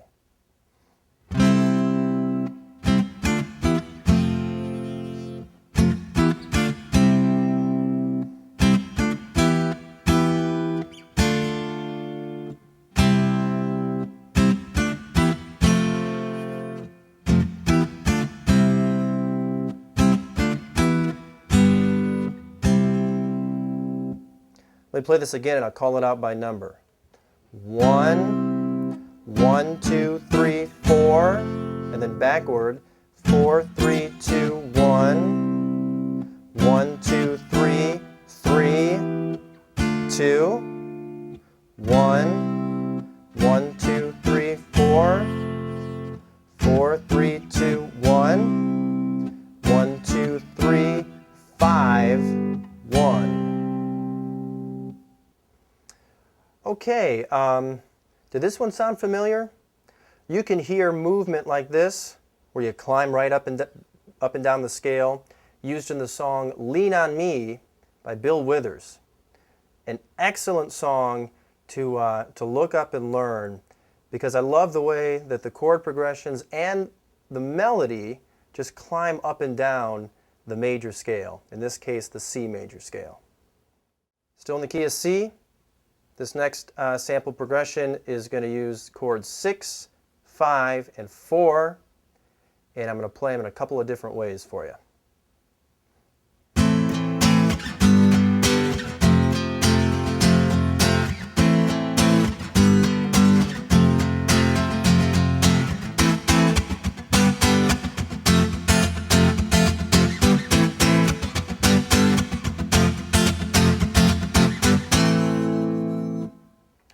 Okay, so a little bit easier progression, not so much chord movement. You know, this is 6, 5, 4 out of the key of C. And you can hear progression like this used in the song Stairway to Heaven by Led Zeppelin. The first example of this progression you can hear during like the guitar solo. And then the second example, where I was strumming a little bit more and putting some muted strokes in there, you can hear during the final verses to Stairway to Heaven. Still in the key of C, I'm going to use just the minor chords now, a progression that revolves around the 6th chord, A minor, and we're going to use the 2 chord, D minor, and the 3 chord, E minor.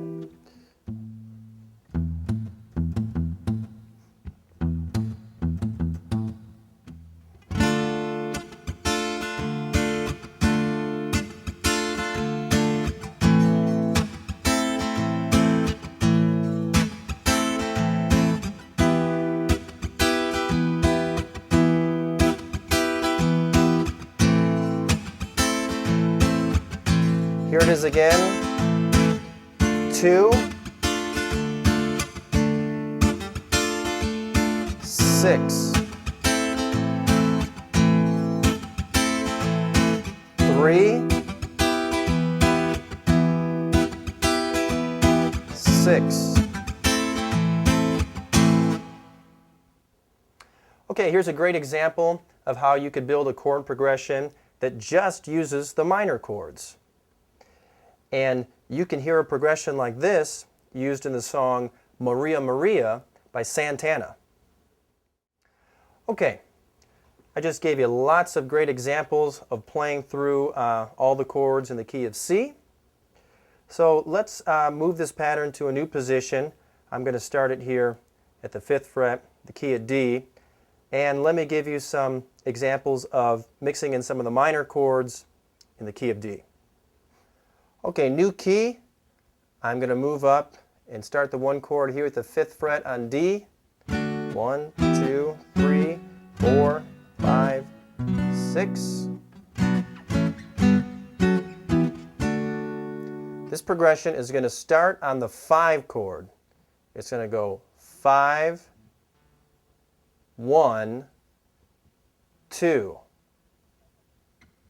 and then back to 1. 5, 1, 2, 1, like this. 5, 1, 2, 1.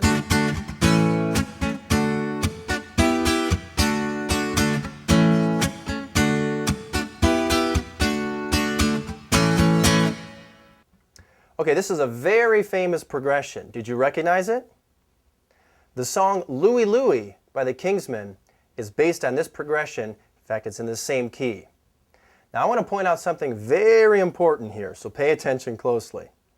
Many musicians play the song Louie Louie incorrectly. They think the chords are A, D, and E major. They think it's a 1-4-5 song in the key of A, all major chords.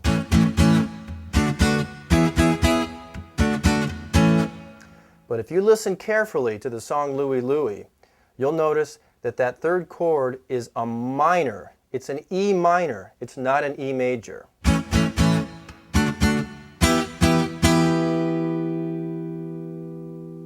That means this chord progression cannot be in the key of A. I mean, A has an A and a D in it, but it does not have an E minor in it. But the key of D does have all these chords in it. The key of D has a D, it's got the E minor, and it has the A. So all the chords from Louie Louie, for example, fit into the D major scale. And the progression is 5, 1, 2, 1. So remember, songs don't necessarily have to start on the 1 chord. And if you make that mistake of assuming that whatever you start on is always the 1 chord, then you are not going to figure out keys correctly, and you're not going to figure out progressions correctly. So Louie Louie by the Kingsmen, 5, 1, 2, 1 in the key of D. It starts on the 5 chord. Okay, I'm still in the key of D. D begins here at the 5th fret on string 5. I'm going to use a progression that is going to use all the minor chords. It's going to start on the 6th chord. It's going to use the 2 chord. Then it's also going to use the 4 chord and the 3 chord. And it goes like this.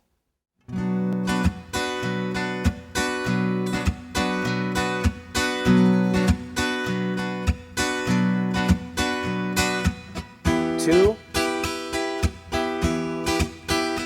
back to 6, 4, 3, 6. All right, another sample progression. Good example of using the minor chords here in the key of D, and we threw in one major chord, the 4 chord. And if you listen carefully to the song "The Thrill Is Gone" by B.B. King, it's actually based right out of this key and based right on these chord changes. Try it. All right, you know, I could just go on all day and all night giving you sample chord progressions that you can play in this new pattern on string 5. But at this point, I think you get the idea, right? You know how to play some common progressions like 1-4-5 or 1-5-4. You know how to mix in some of the minors.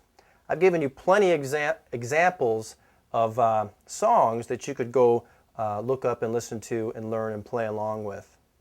And you know, there are many, many more songs that you could learn. Remember that everything that you play is going to be right in one of these patterns that you've learned, or it might be in a combination of patterns. Even if a song is hard to fit in any particular pattern, musicians still think of it in relation to these patterns. So these patterns are really going to apply to everything. So every time you learn a new song from here on out, you want to analyze it and figure out, okay, what are the basic chords that this song is based on? Where are those? How do you play those chords on the fretboard using common bar chords? And in what position? And what pattern do they fit in, and what key is the song in? Great thing to do with everything that you learn. Also, I also recommend that you go back and review old songs that you learned, maybe songs that you've known for years, you know, songs that are just, you know, basic chord progressions, and you just memorized, you know, where to place your fingers. You never really thought about the key or the chord progression. Go back and analyze those old songs and see if you can figure out what key they're in and what the progression is.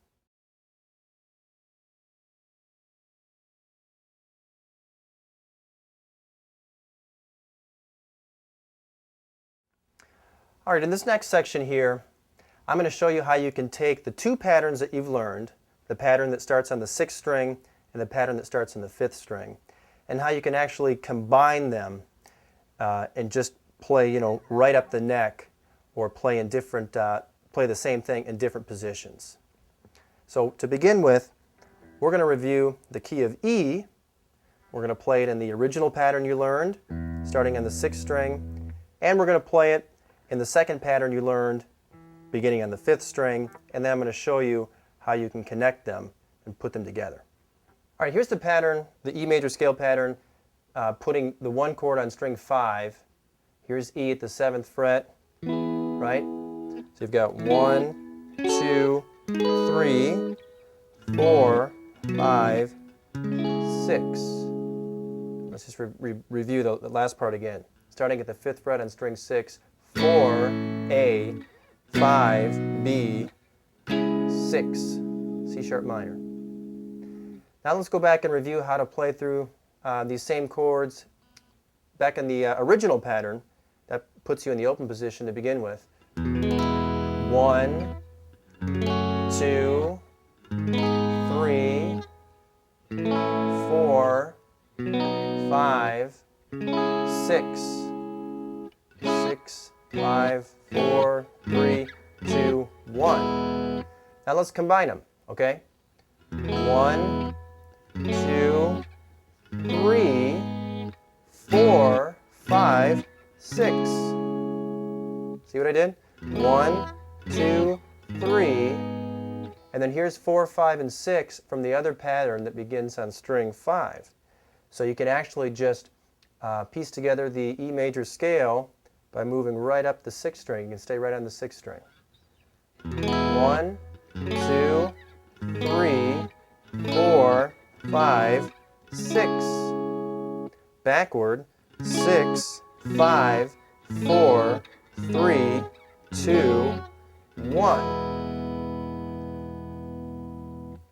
I like this because you can see how the 3 and the 4 chord are actually right next to each other. They're just a half step apart, right? Minor 3 chord, major 4 chord.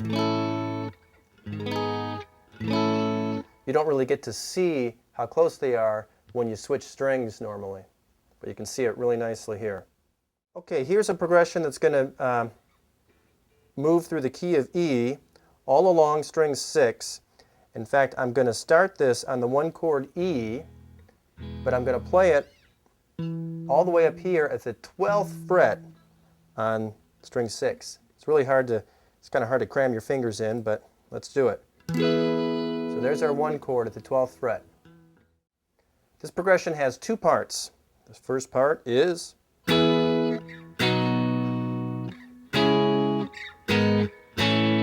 second part is almost the same.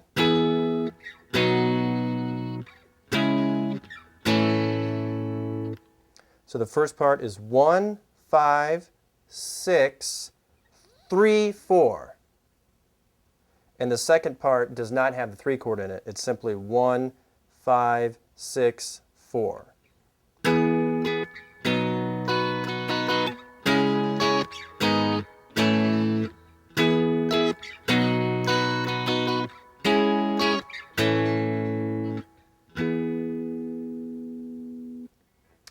Okay, that last chord progression that I played actually sounds very much like the song Under the Bridge by the Red Hot Chili Peppers.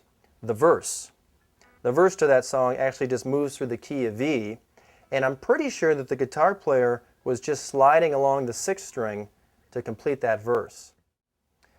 Okay, now let me take a second and point out something regarding the relationship between the 1 chord and the 6th chord. And I'm going to be in the key of E here, and I'm going to play the 1 chord up at the 12th fret on string 6. When you play the 1 chord all the way up here at the 12th fret, you have a little bit different perspective on the relationship between the 1 chord and the 6th chord. Here's 1, E, and then here's the 6th chord right here. 1 and 6 can actually just be separated by 3 frets here. Here's 1, and then you go down 1, 2, 3 frets. There's the 6th chord. Or vice versa. Here's the 6th chord. If you go up 3 frets, there's your major 1 chord. Let's take this concept and just move it down 2 frets and transpose to a new key. So instead of playing E at the 12th fret, let's just scoot down. We're going to play D at the 10th fret. So if this is the 1 chord D, then if you go down 1, 2, 3, this should be the 6th chord, and it is. And if this is the 6th chord, then this should be the 5 chord, and then the 4 chord. And if the 5 chord is here, then our 1 chord D should be here, and it is. There's D.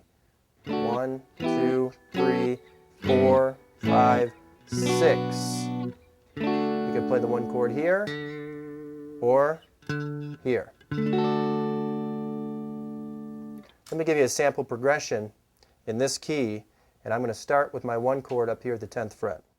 And the progression is 1, 6, 5, 4.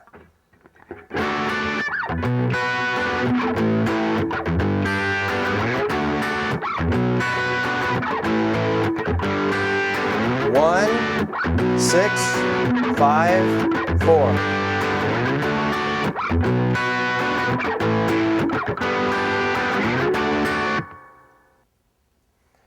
Okay, so that was a 1, 6, 5, 4 chord progression in the key of D. And we played it by just sliding along the 6th string, playing all the chords on the 6th string. You can hear this progression used in the song Two Princes by the Spin Doctors. Okay, let's take this idea of connecting the two patterns and let's do it in yet another key. We're going to do the key of A now. So we're going to take the pattern that begins on string 6 and we're going to piece it together with some of the same chords on string 5 so that we can just slide along the 5th string and complete the whole key. Okay, so we're going to apply the same concept of connecting the two different patterns, but let's now start with the open 5th string, A. This is going to be our 1 chord. So if this is 1, open A, well then you can go up 2 frets, and this would be your 2 chord.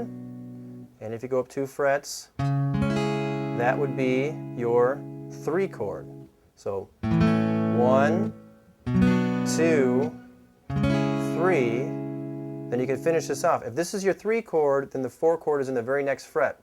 Remember I pointed that out when we were on string 6, how 3 and 4 are right next to each other? So if this is the 3 chord, just scoot up a fret. This must be your 4 chord. It should be major. 3, 4, minor, major. Okay, if this is your 4 chord, well then here's your 5 chord, right? 4, 5. 2 major chords a whole step apart. And if this is your 5 chord, then you can go up 2 frets to a minor 6 chord. So 4, 5, and 6 are actually taken from the pattern that would begin here on string 6, right? 1, 2, 3, 4, 5, 6. And we're just moving 1, 2, and 3 over to the 5th string, starting with the open A. 1, 2, 3, 4, 5, 6. 1, 2, 3, 4, 5, 6. Backward, 6, 5, 4, 3, 2, 1. Here's a quick little progression that'll move along the 5th string in the key of A.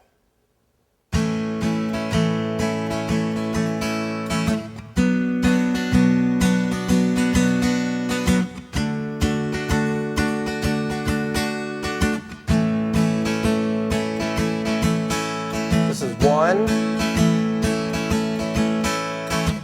2, 4, 1. All right, so that was a 1, 2, 4 chord progression in the key of A. And you can hear this progression used in the song What's Up by 4 Non-Blondes.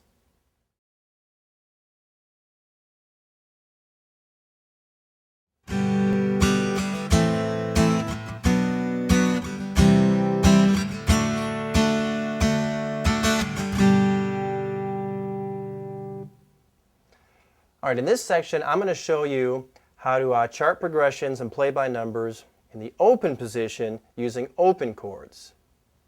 Now to do this, you will still rely upon the bar chord patterns that you learned.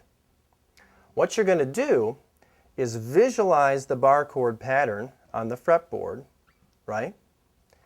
And use that to guide you through all of the chords.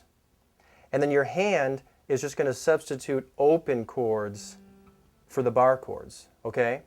So for example, I'm going to start you out on the key of G, and even though I'm going to be playing open chords in the key of G, I will determine what the correct chords are, you know, what the 1 chord is, and the 2 chord, and 3 chord, and so on. I will determine that by visualizing the bar chord pattern and looking at the roots of each chord, and then just simply substituting the common open chord fingering in place of the bar chord.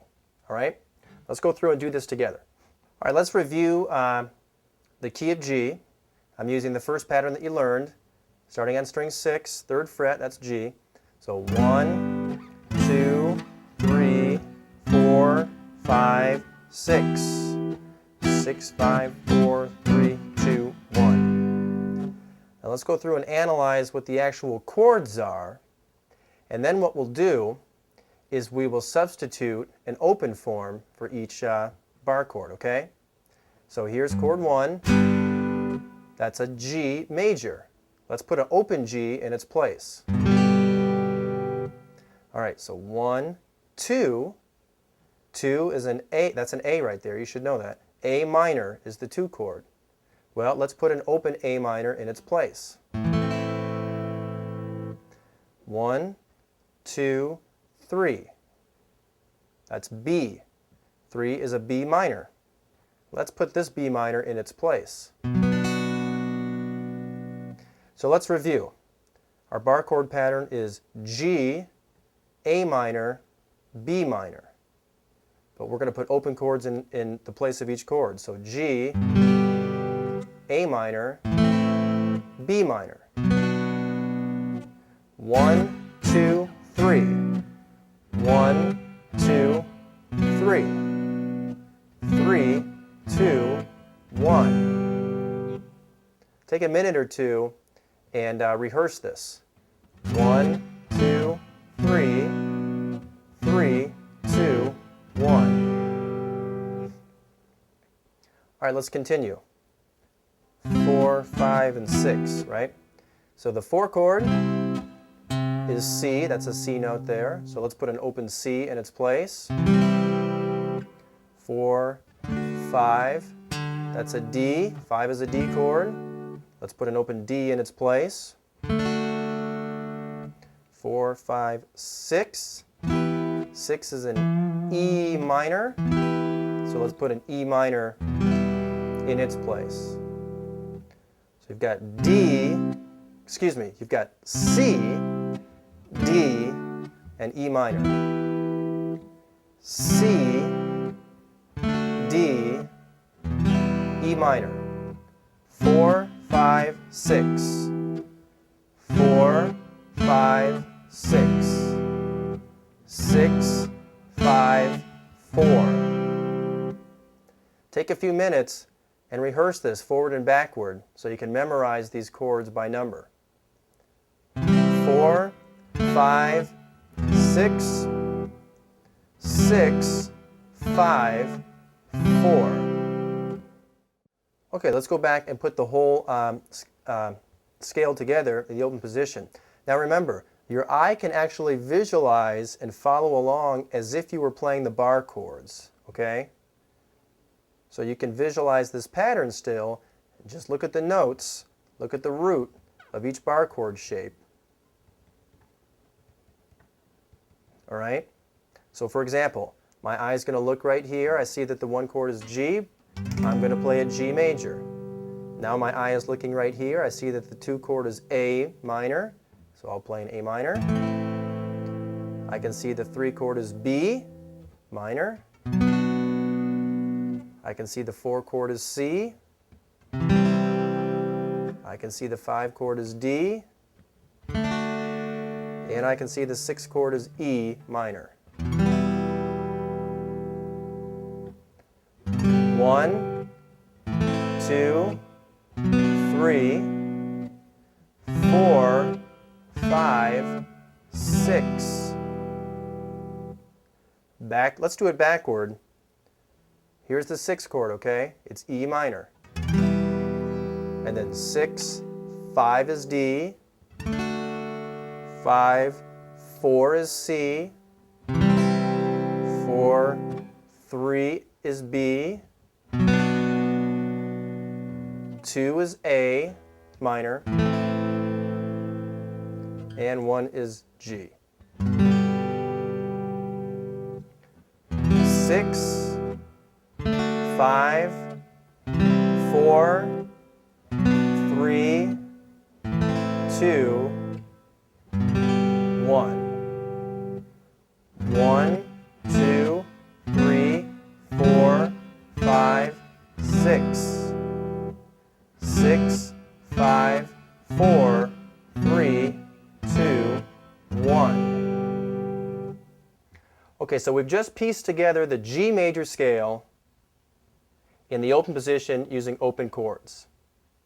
All right, you'll need to rehearse this quite a bit, so just go through all the chords forward and backward, calling them out by number as you go, and just work with this for a short while until you're comfortable playing the chords in this order and you've got them memorized. Then come back and we'll play through some sample progressions together.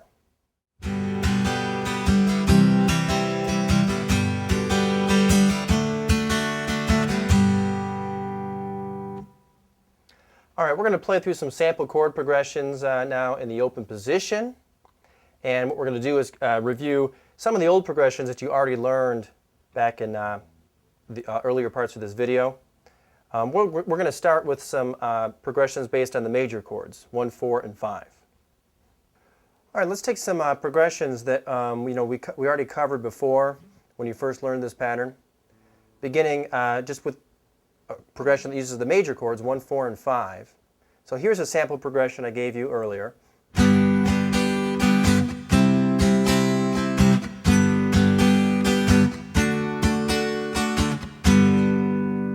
1, 4, 1, 5. Very typical progression. Sounds a lot like Brown Eyed Girl by Van Morrison. So 1, 4, 1, 5. Okay, now we're going to play some open chords. So 1 is G. Here's the 4 chord C. Put an open chord in its place. 1, 4, 1, 5. 5 is D. Put an open D in its place. So 1, 4, 1, 5. So there's the same chord, same progression, just using open chords instead of bar chords.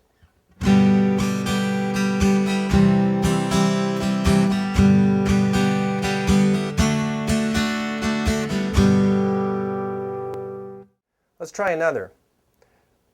Earlier, I also showed you a progression that started in the 5 chord that went 5, 4, 1.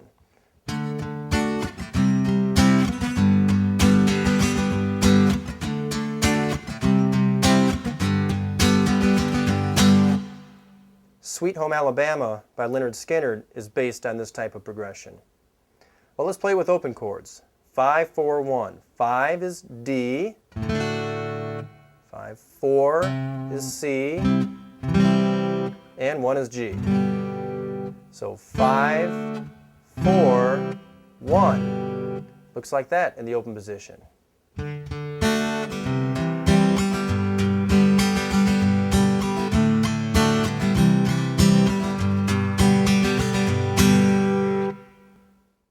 So I think you get the idea. You can go back and take any of the sample progressions that I taught you, and you can try playing them with open chords. That way you can learn to play through the open position by number just as well as you play through the pattern by number.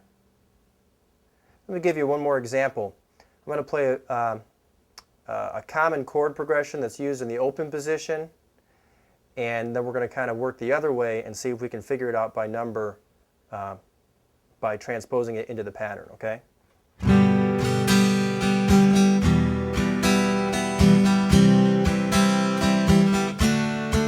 So I'm using G, E minor, C, and D.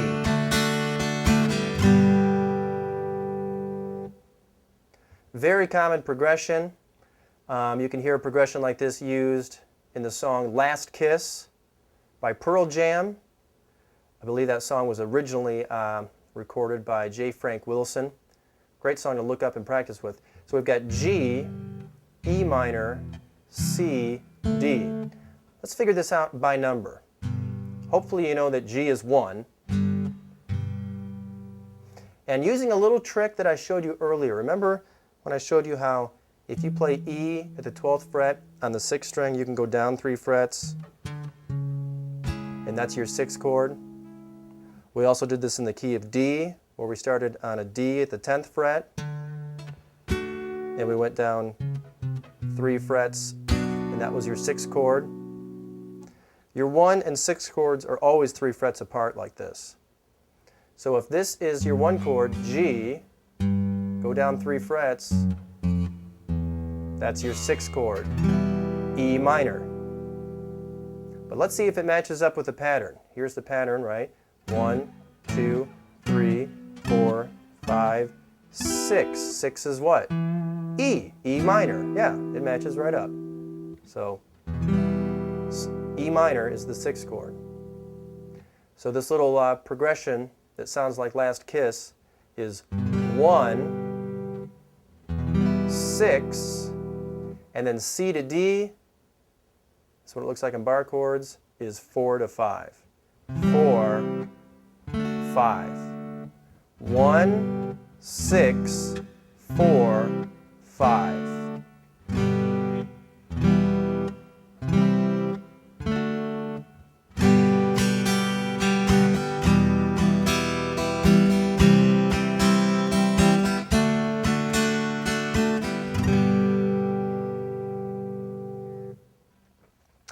I bet that you know a bunch of songs that use the chords G, C, D, and E minor. Well, guess what? They're all in the key of G. Regardless of the order of the chords, you know, the song might actually start on D, it might start on E minor. If a song uses G, C, D, and E minor, it's in the key of G, so long as it doesn't have anything else in it, except for maybe an A minor or a B minor, that's also in the key of G. So a great thing to do is to think about all the songs that you play using these chords, go through and analyze them, and figure out what the actual progression is. And it might even be a good idea to try taking songs that previously you only played with open chords and try duplicating the same progression in the bar chord pattern using bar chords. In fact, you could take it even a step further. You could work out a progression or a song in this pattern, and then you could work out the progression or the song in the pattern that would begin on string 5.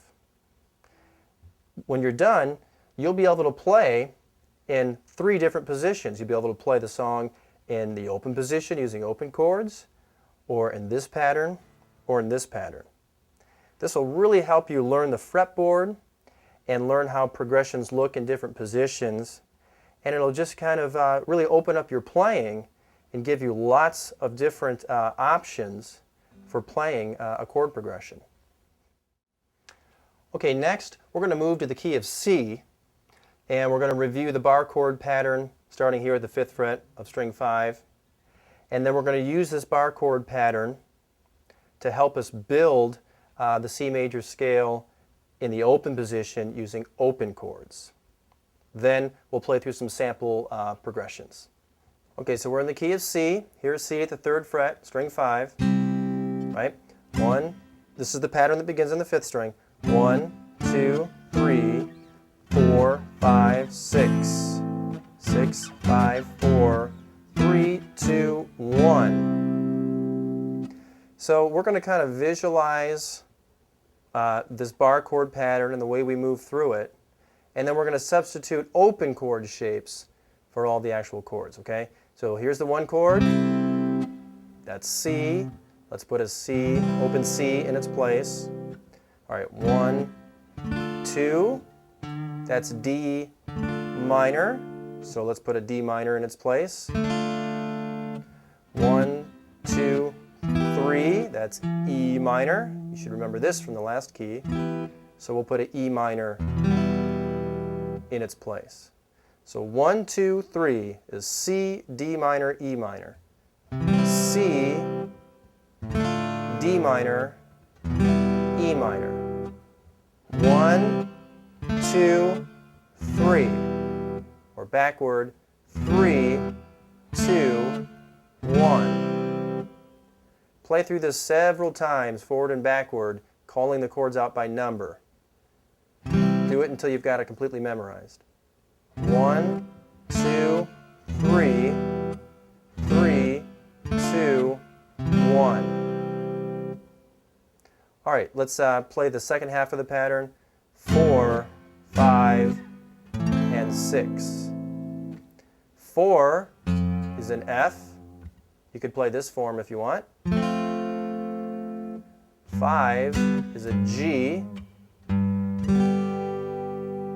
and 6 is an A minor. So 4, 5, and 6 are F, G, A minor. F, G, A minor. Or 4, 5, 6, 6, 5, 4. Again, play through this several times until you've got it completely memorized. 4, 5, 6, 6, 5, 4. And now the whole pattern from the beginning. In order to help you out, remember you can just visualize the roots of the bar chords along the 6th string, okay? So 1 is C, 2 is D minor, 3 is E minor, 4 is F, 5 is G, 6 is A minor. 1, 2, 3, 4, 5, 6. Backward. 6, 5 is G, 4 is F, 3 is E minor, 2 is D minor, 1 is C. 1, 2, 3, 4, 5, 6. Backward. 6, 5, 4, 3, 2, 1. A progression you learned earlier in the key of C was 1, 4, 5, which sounded a lot like La Bamba. Let's try the same progression using open chords. So 1 is C, 4 is F, and 5 is G. 1, 4, 5. 1, 4, 5. Remember, a progression could actually start on any chord. It doesn't have to start on the 1 chord. Here's an example of a progression in the key of C it's going to go 5, 4, 1, 4. But I'm going to go ahead and play the open chords instead. 5, 4, 1, 4. Check it out.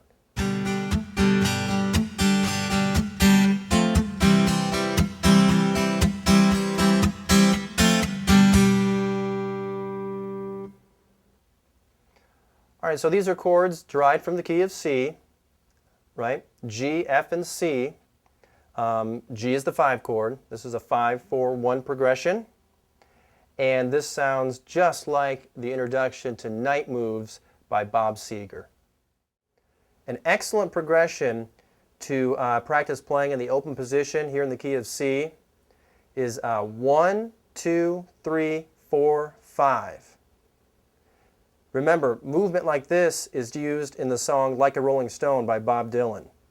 1, 2, 3, 4, 5. Here it is in the bar chord pattern.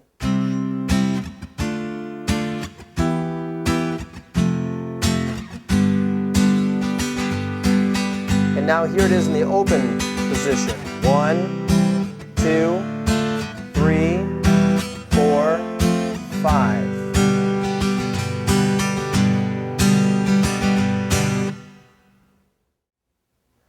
I also recommend that you take the progression that I showed you earlier that used all the minor chords in the key of C. Remember, the 6 chord, the 2 chord, and the 3 chord. This progression ended up sounding a lot like Maria Maria by Santana. 6 is A minor. 2 is D minor. And 3 is E minor.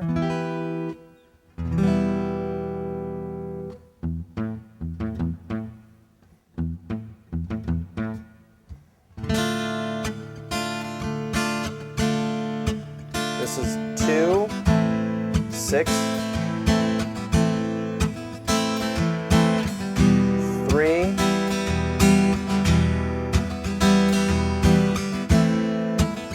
6. One more thing I want to point out to you before we leave this key. You know, sometimes songs will just use a couple of chords. In fact, the simplest of all progressions sometimes is just 1 and 5.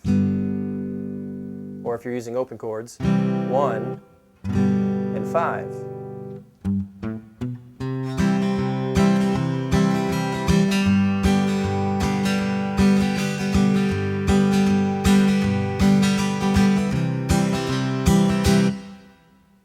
All right, so I was just using 2 chords, the 1 and the 5 chord, and you can hear chord movement like this used in the song Jambalaya. The Hank Williams Sr. version is based right out of the key of C. There's many versions of that song. They all may be in different keys, but they are all simply a 2-chord progression, chords 1 and 5. Okay.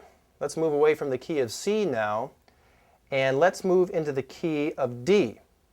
All right, so remember the bar chord pattern that begins here at the 5th fret on string 5, that's D. And we're going to use this bar chord pattern. It's going to be our guide to help us build the scale and play all the chords in the open position. Okay? Okay, so I'm going to start here at the 5th fret. This is D. Let's review the pattern. This is the second pattern you learned. 1, 2, 3, 4, 5, 6. Or backward. 6, 5, 4, 3, 2, 1. Now let's move to the open position here. Remember, your eye is going to track things in this pattern still. Okay? So 1 is D major.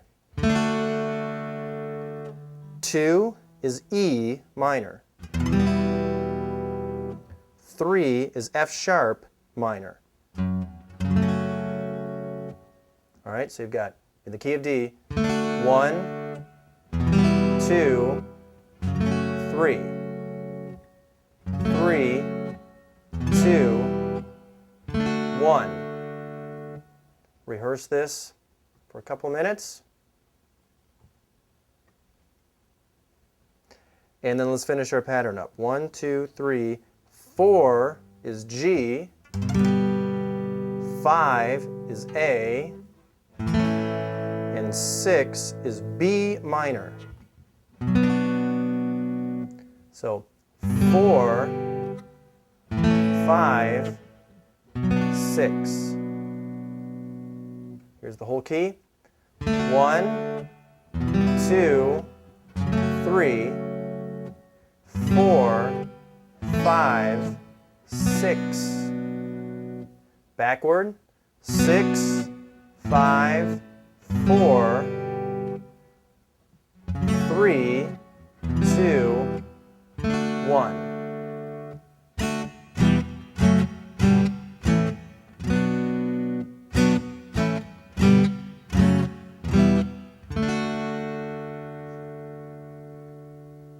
And let me just point out something here. When you play in this key, you can see how the 3 chord and the 4 chord are right next to each other. Minor 3 chord, major 4 chord. 1, 2, 3, 4, 5, 6. All right, remember when we played a 1, 4, 5 chord progression in the key of D? And it sounded like Twist and Shout or a Authority song. Let's try playing a 1, 4, 5 chord progression in the key of D using open chords. So 1, 4, 5 is D, G, A.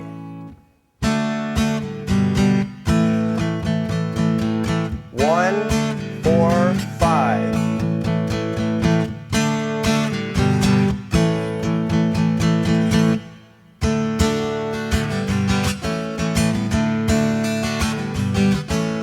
1,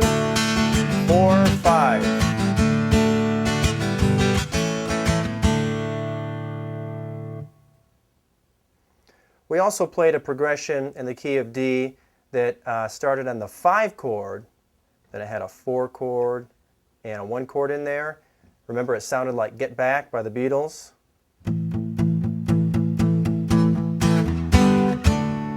Let's try it in the open position. So the 5 chord is A, 4 chord is G, 1 chord is D. So 1, excuse me, so 5, 4, 1.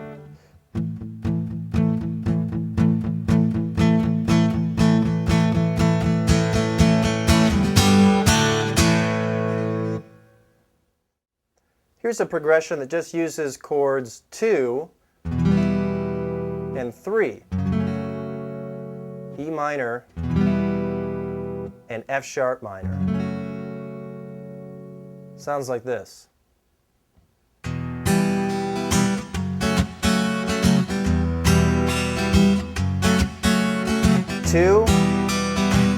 3, 2. This is almost identical to the song Horse with No Name by America, which is a song that comes up a lot if you were searching for beginner easy tunes, because it's just based on these 2 chords for the entire song. I believe they're using a different form of F sharp minor. They've got some open strings or something in there.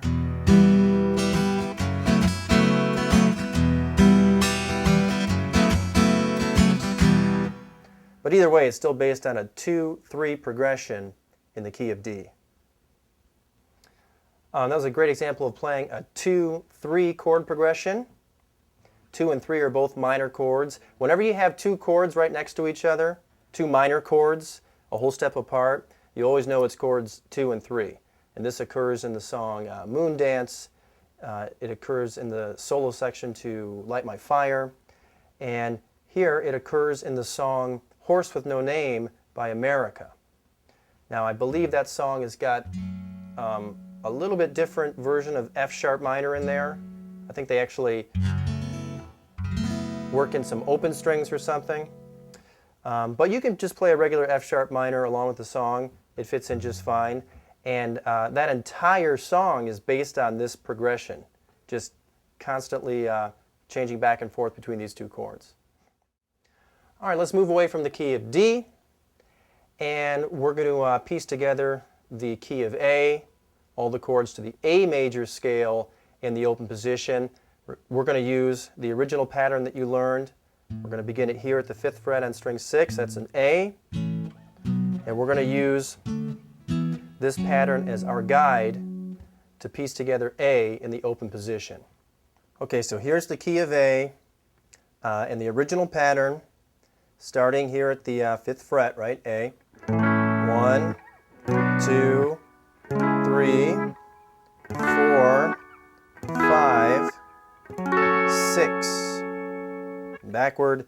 6, 5, 4, 3, 2, 1.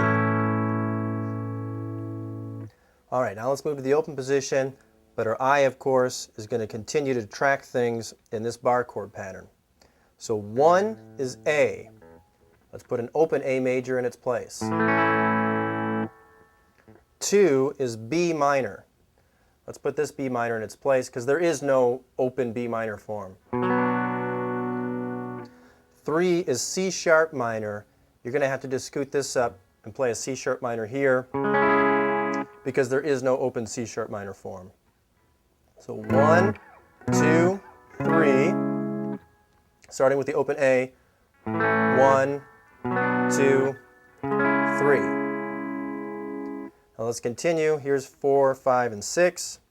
4 is D major. Let's put an open D major in its place. 5 is E major. Let's put an open E major in its place.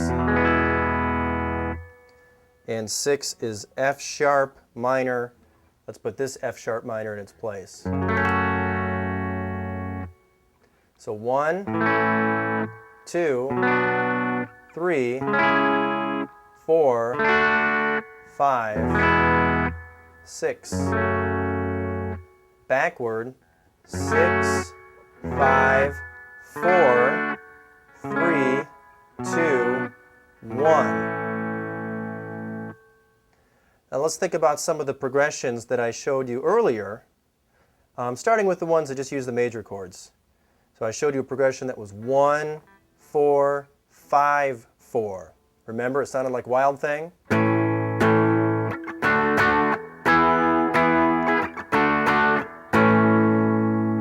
Well, 1, 4, 5, 4 is A, D, E, D. So here's the same thing in the open position. A, D, E, D. Or 1, 4, 5, 4.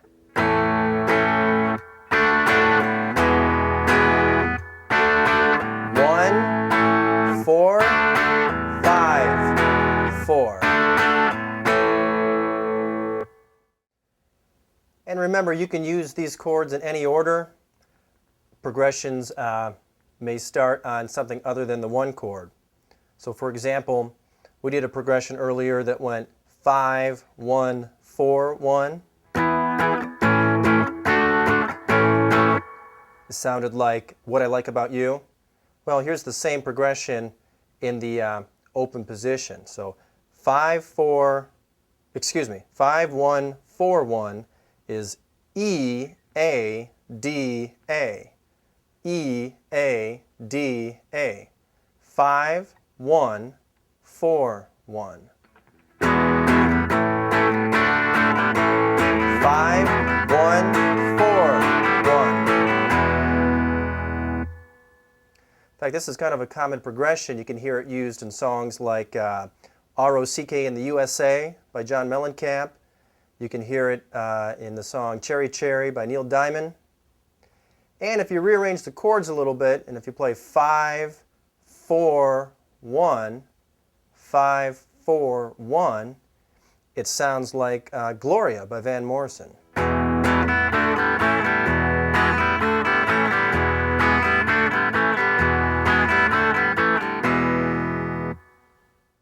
You also could, play really simple progressions, maybe something that's just simply 1 and 5.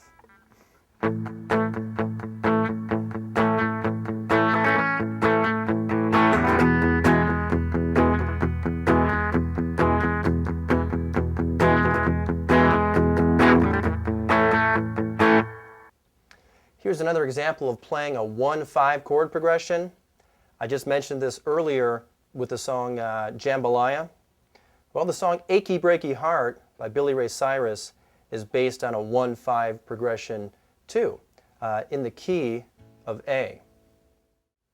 And you could scoot this up a couple of frets, go back to the key of C, play a 1-5 chord progression in the key of C, and you can play right along with the song You Never Can Tell by Chuck Berry.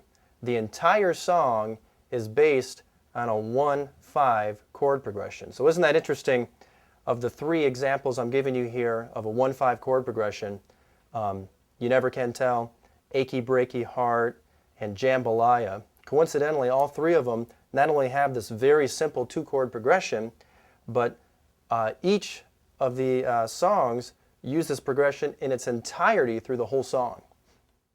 And then of course you can work in some of the minor chords in there too. You might play a progression that's 1, 2, 4. We did this one earlier. It sounds like What's Up by Four Non Blondes.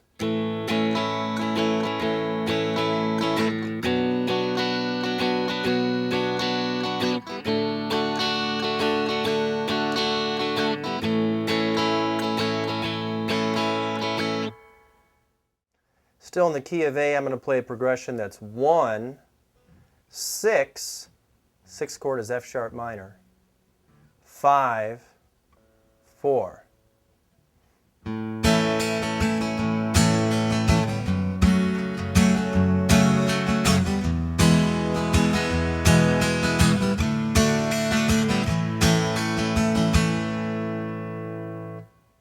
That was 1, 6, 5, 4 in the key of A in the open position.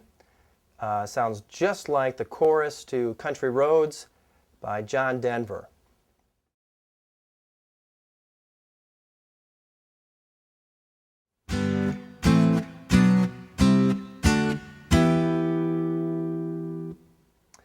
Well, I don't know about you, but my hands are pretty sore from playing all these bar chords. You know, bar chords really put a lot of extra stress on your hands, and players of all levels really have to deal with this. So if your hands are sore too, that's okay. Well, this concludes guitar chord progressions and playing by numbers. With this system, you should now know how chords are built, the sequence that emerges when you complete the chord building for an entire major scale, and how to visualize and play through all the chords using two easy-to-learn patterns, one that begins on the 6th string and one that begins on the 5th string. And of course then you can shift these patterns, duplicate them in new positions to play in new keys. In fact, you can move them anywhere and you can instantly see and play all the chords to any key.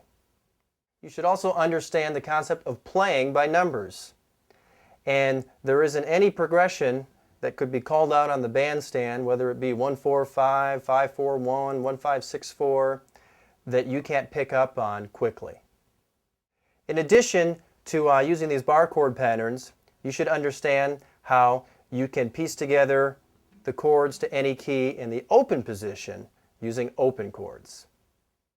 With all of this new information, you're really going to be able to pick up on new songs much faster because it's going to take some of the guesswork out. Once you get a couple of chords figured out of a song, you'll be able to get an idea of what pattern it fits into and what key it's in, so you'll have an idea of what some of the other chords are going to be.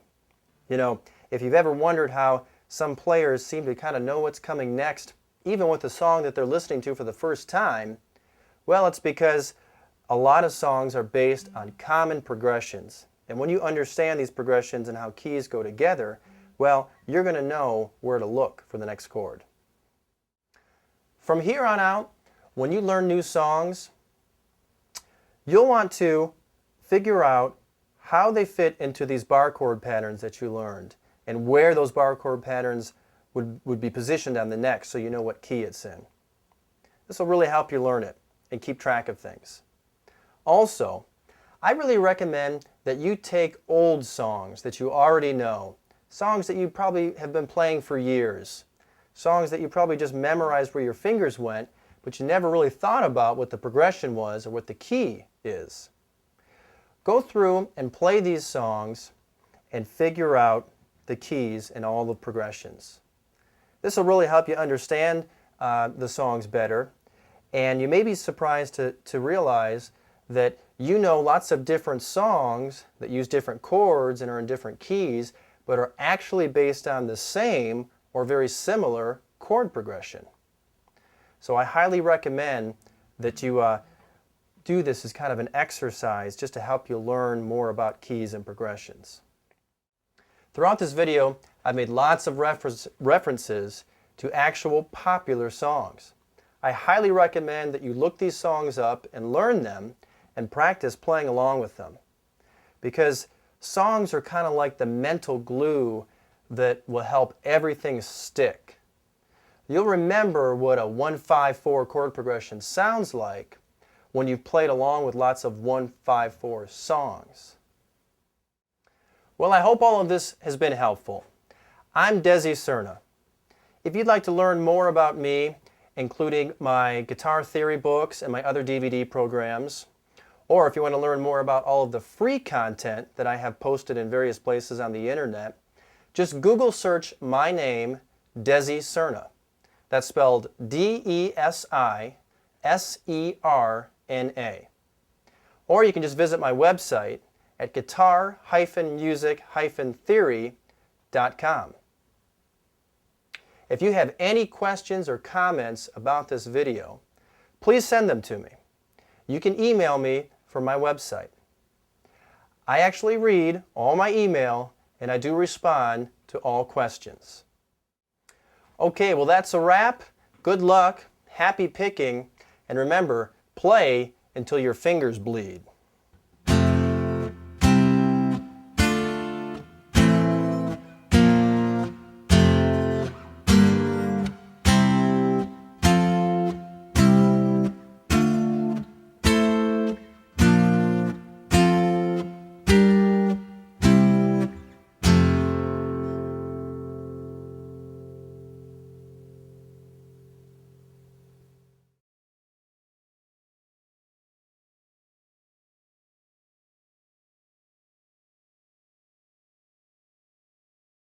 In the key of A, they